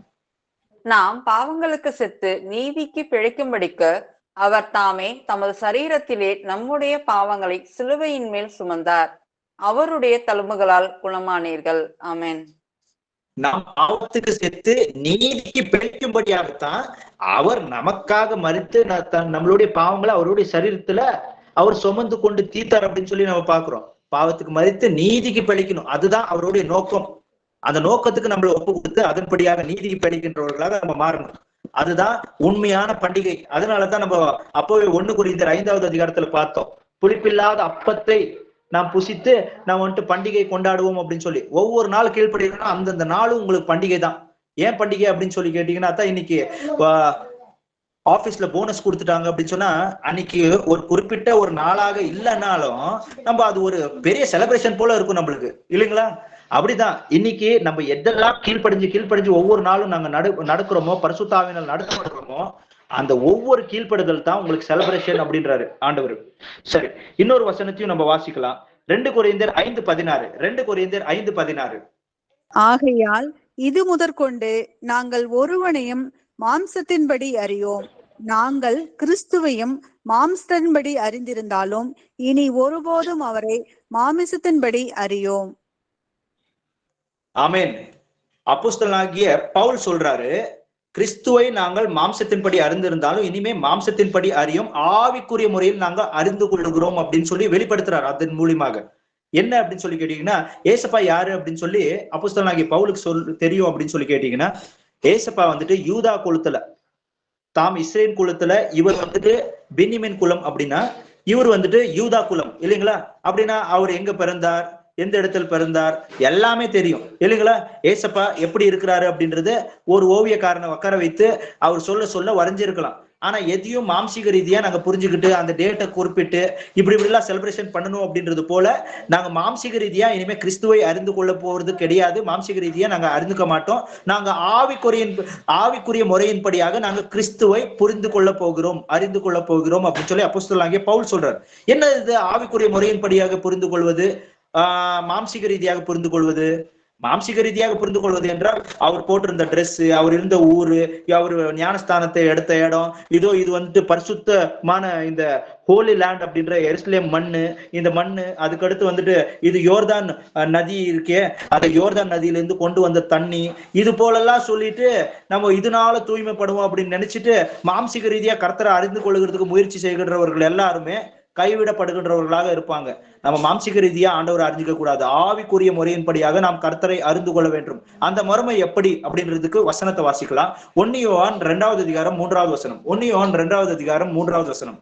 அவருடைய கற்பனைகளை நாம் கை கொள்ளுகிறவர்களானால் அவரை அறிந்திருக்கிறோம் என்பதை அதனால் அறிவோம். ஆமேன். அவருடைய கற்பனைகளை கைகொண்டு நடக்கின்றதன் மூலியமாக அவரை அறிந்திருக்கிறோம் என்கிறதை இதன் மூலியமாக அறிந்து கொள்ள முடியும் அப்படின்னு சொல்லி வசனத்துல எழுதப்பட்டிருக்கு இல்லைங்களா? கெட்ட வார்த்தை பேசாத, கெட்ட வார்த்தை ஏதொன்று முன்னோடி வாயிலிருந்து புறப்படல் ஆகாது அப்படின்னு சொல்லி எழுதப்பட்டிருக்குங்களா? உன்னை போல உன் பிறனை நேசி அப்படின்னு சொல்லி எழுதப்பட்டிருக்கிறதுங்களா?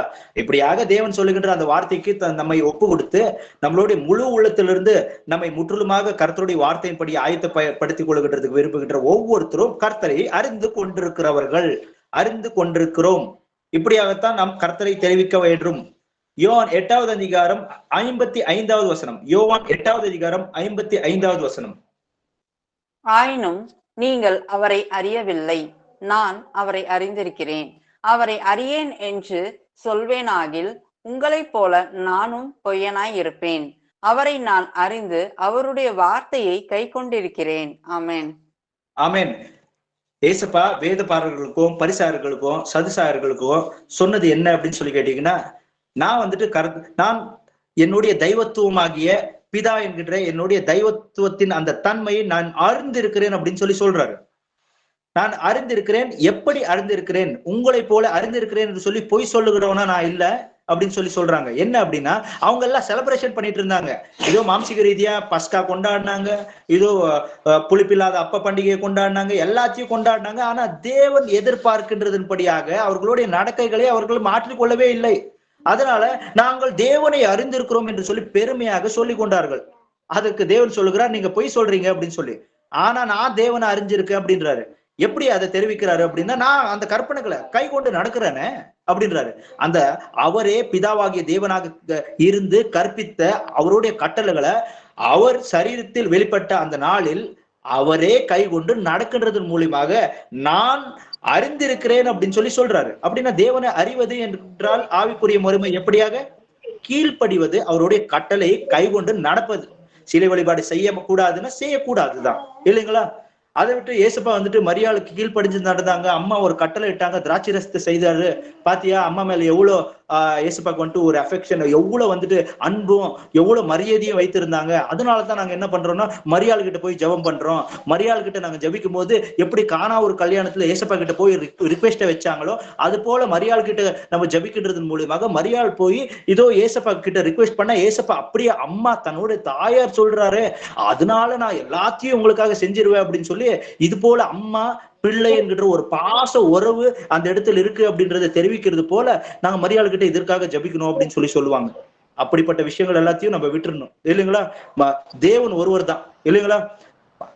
அவள் ஸ்திரீகளுக்குள் பாகியவதியாக மரியாள் இருந்ததுக்கு உண்டான காரணம் அவள் தேவனுடைய வசனத்துக்கு தன்னை ஒப்பு கொடுத்து நடந்தபடியினால் தேவன் அவளை தேர்ந்தெடுத்து கொண்டார் அப்படின்னு சொல்லி பார்க்கிறோம். ஏசாயா புத்தகத்தில் எழுதப்பட்டிருக்கின்ற 7வது அதிகாரம் 14வது வசனத்தில் எழுதப்பட்டிருக்கிறது, நித்திய பிதாதான் அந்த கண்ணின் வயிற்றில் பிறப்பார் அப்படின்னு சொல்லி.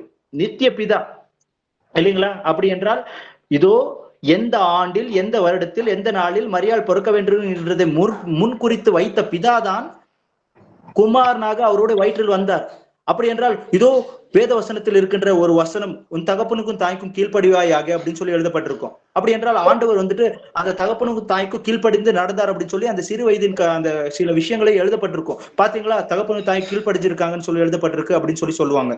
இது எல்லாத்தையும் வேத வசனங்களை அவர் நிறைவேற்றி இருக்கிறார். பிதாவாகிய தேவனாக அவர் இருந்து இதன் மூலியமாக நான் என்னுடைய தெய்வத்தன்மையாகிய பிதா என்கின்ற என்னுடைய தெய்வத்தன்மையை நான் அறிந்திருக்கிறேன் என்கின்றதை என் கீழ்ப்படுதல் மூலியமாக நான் வெளிப்படுத்துகிறேன் அப்படின்னு சொல்லி சொல்றார். அப்படின்னா தேவனை ஆவிக்குரிய முறையில் அறிவது என்றால் கீழ்ப்படுது நடப்பதுதான்.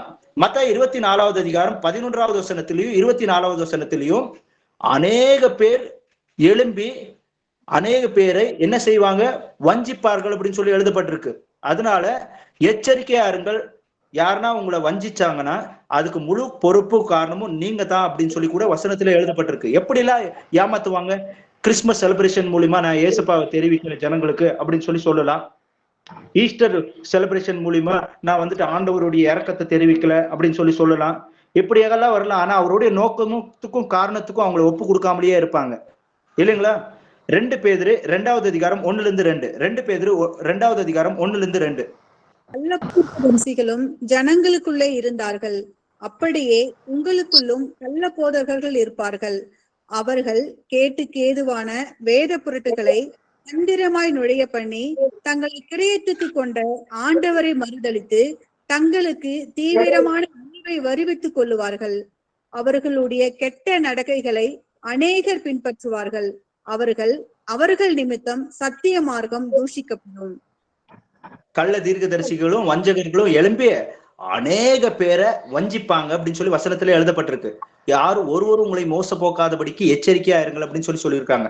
அவங்க நிறைய விதமான இப்படிப்பட்ட கொண்டாட்டங்களையோ ஆசாரங்களையோ நம்மளுக்கு சொல்லி நம்மள மனதை மயக்குகின்றதை போல, காதுக்கு இனிப்பாக தேன் ஒழுகுகின்றதை போல என்கிறதை போல, நம்மளுடைய மாம்சத்துக்கு சந்தோஷத்தை தூண்டுகின்றதை போல இருக்கின்ற சில பண்டிகைகள் முறைமைகள் இது எல்லாத்தையும் இது பண்ணலாம் அப்படின்னு சொல்லுவாங்க.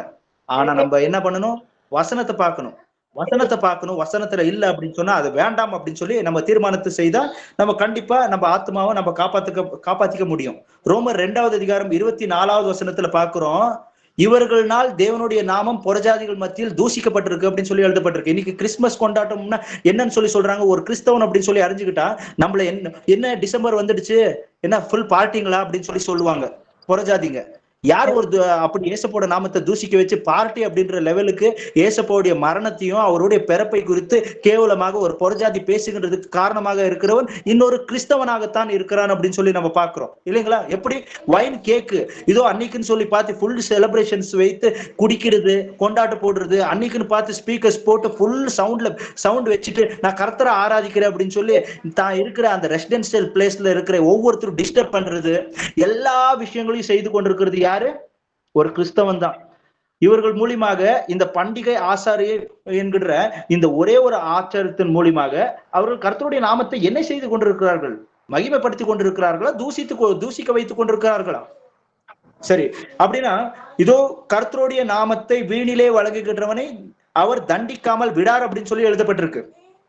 இல்ல பிரதர், இதன் மூலியமா நிறைய பேருக்கு சுவிசேஷத்தை அறிவிக்க முடியுமே அப்படின்னு சொன்னா 2 தீமோத்தேயு 4வது அதிகாரம் 2வது வசனத்துல எழுதப்பட்டிருக்கு, இதோ சுவிசேஷத்தை நம்ம வந்துட்டு சமயம் வாய்த்தாலும் வாய்க்காமல் போனாலும் நம்ம அறிவிக்கணும் அப்படின்னு சொல்லி எழுதப்பட்டிருக்கு. சமயம் வாய்க்கின்றதுக்கு நம்ம நேரத்தையும் காலத்தையும் ஒதுக்கி வைத்து இந்த ஒரு 25க்கு தான் முடியும் அப்படின்னு சொல்லி இல்ல, எல்லா நேரத்திலும் எல்லா வேலையிலையும் முடியும்றதுக்கு ஆண்டவர்கிட்ட ஞானத்தையும் புத்தியும் கேட்டா ஏசப்பா கண்டிப்பா நம்மளுக்கு தெரிவிப்பாரு இல்லைங்களா? ஏசாயா புத்தகத்துல 1வது அதிகாரம் 14-15 வசனங்கள்லயும், ஆமோஸ் 5வது அதிகாரம் 21வது வசனங்கள்லயும் நம்ம பார்க்கும்போது ஏசப்பா உங்களுடைய பண்டிகை நாட்களை நான் வெறுக்கிறேன் அப்படின்னு சொல்றாரு. இல்ல பிரதர், இருக்கிறதே 2 பண்டிகை, அந்த பண்டிகை வச்சுதானே நான் புது சேலையை வாங்க முடியும், இதோ நான் புது ட்ரெஸ் எடுக்க முடியும், பசங்களுக்கு வாங்கி கொடுக்க முடியும். ஏன் அந்த நாளை குறிப்பிட்டு தான் நான் புது ட்ரெஸ்ஸுங்களை வாங்கணுங்களா? அந்த நாளை குறிப்பிட்டு தான் நான் இது எல்லாத்தையும் இது பண்ணணுமா? இதெல்லாம் எனக்கு சந்தோஷமா இருக்கும். புறஜாதிகளுக்கு எவ்வளவோ பண்டிகை இருக்கு, எங்களுக்கு இருக்கிறதே 2 பண்டிகை தானே இல்லைங்களா? கலாத்தியர் 1வது அதிகாரம் 10வது வசனத்தை வாசிங்க. இப்பொழுது நான் மனுஷரையா தேவனையா யாரை நாடி போதிக்கிறேன்? மனுஷரையா பிரியப்படுத்த பார்க்கிறேன்?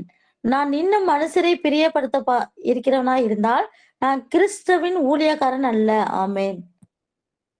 ஆமேன். என்னங்களா? நான் மனுஷனை பிரியப்படுத்த பார்க்கிறேனா இல்லை என்றால் தேவனை பிரியப்படுத்த பார்க்கிறேனா அப்படின்னு சொல்லி வசனத்திலே எழுதப்பட்டிருக்கு.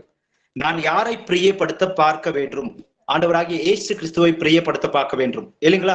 ஆண்டவராகிய இயேசு கிறிஸ்துவை பிரியப்படுத்துகின்றதுக்கு நான் அவருடைய வேத வசனத்தில் எழுதப்பட்டிருக்கிறதன்படியான முறைமைகளையும் ஆசாரங்களையும் நான் பின்பற்ற வேண்டும். அவருடைய கட்டளைக்கு கீழ்ப்படிந்து நடக்கிறது தான் உகந்தது. அப்படியாக நாம் நடந்து கொள்ளும் பொழுது ஆண்டவராகிய இயேசு கிறிஸ்துவ நாமம் மகிமைப்படும். மனுஷனால் இதோ கற்பிக்கப்பட்ட இப்படிப்பட்ட சில ஆசாரங்களை நாம் செய்தால் அது கர்த்தருக்கு உகந்தது அல்ல. மனுஷனுக்கு முன்பதாக நாம் நீதிவான்களாக நம்மை வெளிப்படுத்திக் கொள்ளலாம், ஆனா அதனால எந்த பிரயோஜனமும் நம்மளுக்கு கிடையாது இல்லைங்களா? ஓகே, ஏசப்பா இவ்வளவு நேரமும் நம்மளோட பேசின ஒவ்வொரு வார்த்தைக்காக கர்த்தராகி ஏசு கிறிஸ்து நாமத்துக்கு மகிமை உண்டாவதாக. ஒரு ஃபைனல் பிரேயரை நான் ஒப்பு கொடுத்து ஒரு ப்ரே பண்றேன். ஸ்தோத்திர ஏசப்பா, சர்வ வல்லமையுள்ள தேவனாகிய கர்த்தரே, ராஜாதி ராஜாவே, வானத்துக்கும் பூமிக்கும் ஆண்டவரே. ஏசப்பா, இன்று அப்பா உம்முடைய வேத வசனங்கள் மூலியமாக நீர் வெளிப்படுத்தி பேசின உம்முடைய ஒவ்வொரு வார்த்தைக்காக உமக்கு நன்றி செலுத்துகிறோம் ராஜா. அப்பா இதோ ராஜா, உம்முடைய பிறப்பின் காரணத்தையும் நோக்கத்தையும் புரிந்து கொண்டு உம்முடைய அப்பா பிறப்பின் காரணத்துக்கு ஏற்றதன்படியாகவும் அந்த நோக்கத்துக்கு ஏற்றதன்படியாகவும் மனுஷர்கள் தங்களை முற்றிலுமாக ஒப்பு கொடுக்கிறதுக்கு அவர்களுக்கு உதவி செய்யுங்க ஏசப்பா. எங்க ஒவ்வொருத்தருக்கும் உதவி செய்யுங்க ஏசப்பா. என் ஆண்டவராகிய கர்த்தரே, அப்பா இந்த நாளை முன்னிட்டு உம்முடைய நாமத்தை புறஜாதிகள் மத்தியில் தூசிக்க வைத்துக் கொண்டிருக்கின்ற அப்பா அநேக பேர் கிறிஸ்தவர்களை வாழ்ந்து கொண்டிருக்கிறவர்கள் ராஜா, உண்மையாகவே உனக்கு பிள்ளைகளாக மாறும்படியாக அப்பா அன்றையும் அவரை ஏற்றுக்கொண்டவர்கள் எத்தனை பேரோ அத்தனை பேர்களுக்கும் தங்களுடைய பிள்ளைகளாக அதிகாரத்தை நீர் கொடுத்தீர் என்கின்ற வேத வசனத்தின் அடிப்படையில் ராஜா, பிள்ளை என்கின்ற அதிகாரத்தை வசனத்தை ஏற்றுக்கொள்கின்றது மூலமாக நீர் அதை கூடிப்பீர் என்கிறதை அறிந்து கொண்டு உம்முடைய நாமத்தை புறஜாதிகள் மத்தியில் அப்பா மகிமைப்படுத்துகின்ற பிள்ளைகளாக தங்களை ஒப்புக் கொடுக்கின்றதுக்கு ஒவ்வொரு சகோதர சகோதரிக்கு நீர் உதவி செய்ய வேண்டும் என்று சொல்லி வேண்டிக் கொள்கிறோம் ராஜா. இவ்வளவு நாள் நாங்கள் அறியாமையில் இருந்த அந்த காலங்களில் நாங்கள் அறியாமல் செய்த அப்பா எல்லா விதமான களியாற்றங்களையும் இந்த தேவனாகிய கர்த்தர் நீர் கண்டும் காணாதவராக இருந்து நீர் எங்களை மனம் திரும்ப வேண்டும் என்று சொல்லி விரும்பி அப்பா இந்த சத்தியத்தை தெரிவித்து எங்களை தூய்மைப்படுத்தி உம்முடைய பரிசுத்த தூய ரத்தத்தினாலையும் உம்முடைய வசனத்தினாலையும் கல்வி சுத்திகரித்தபடியினாலும் உங்களுக்கு நன்றி செலுத்தி இயேசுவின் மகா பரிசுத்த நாமத்தில் அப்பா எங்க ஒவ்வொருத்தருடைய ஜீவ ஆத்ம சரீரங்களை ஒப்பு கொடுத்து உம்முடைய இரண்டாம் வருகை வரைக்கும் உம் பிள்ளைகளாகிய எங்களை உம்முடைய செற்றையின் மறைவில் மறைத்து உம்முடைய பரிசுத்த ஆவியினால் வழிநடத்தி உம்முடைய வலது பாசுவத்தில் நிற்க அப்பா எங்களை தகுதிப்படுத்த வேண்டும் என்று சொல்லி உம்மோடு இருக்கிறவங்களை ஒவ்வொருத்தருடைய ஜீவ ஆத்ம சரீரங்களை ஒப்பு கொடுத்து இயேசுவின் மகா பரிசுத்த நாமத்தில் இந்த ஜபத்தை எடுக்கின்ற என் ஜீவனுள்ள நல்ல தந்தையே, ஆமென். Praise Lord brothers, praise Lord sisters.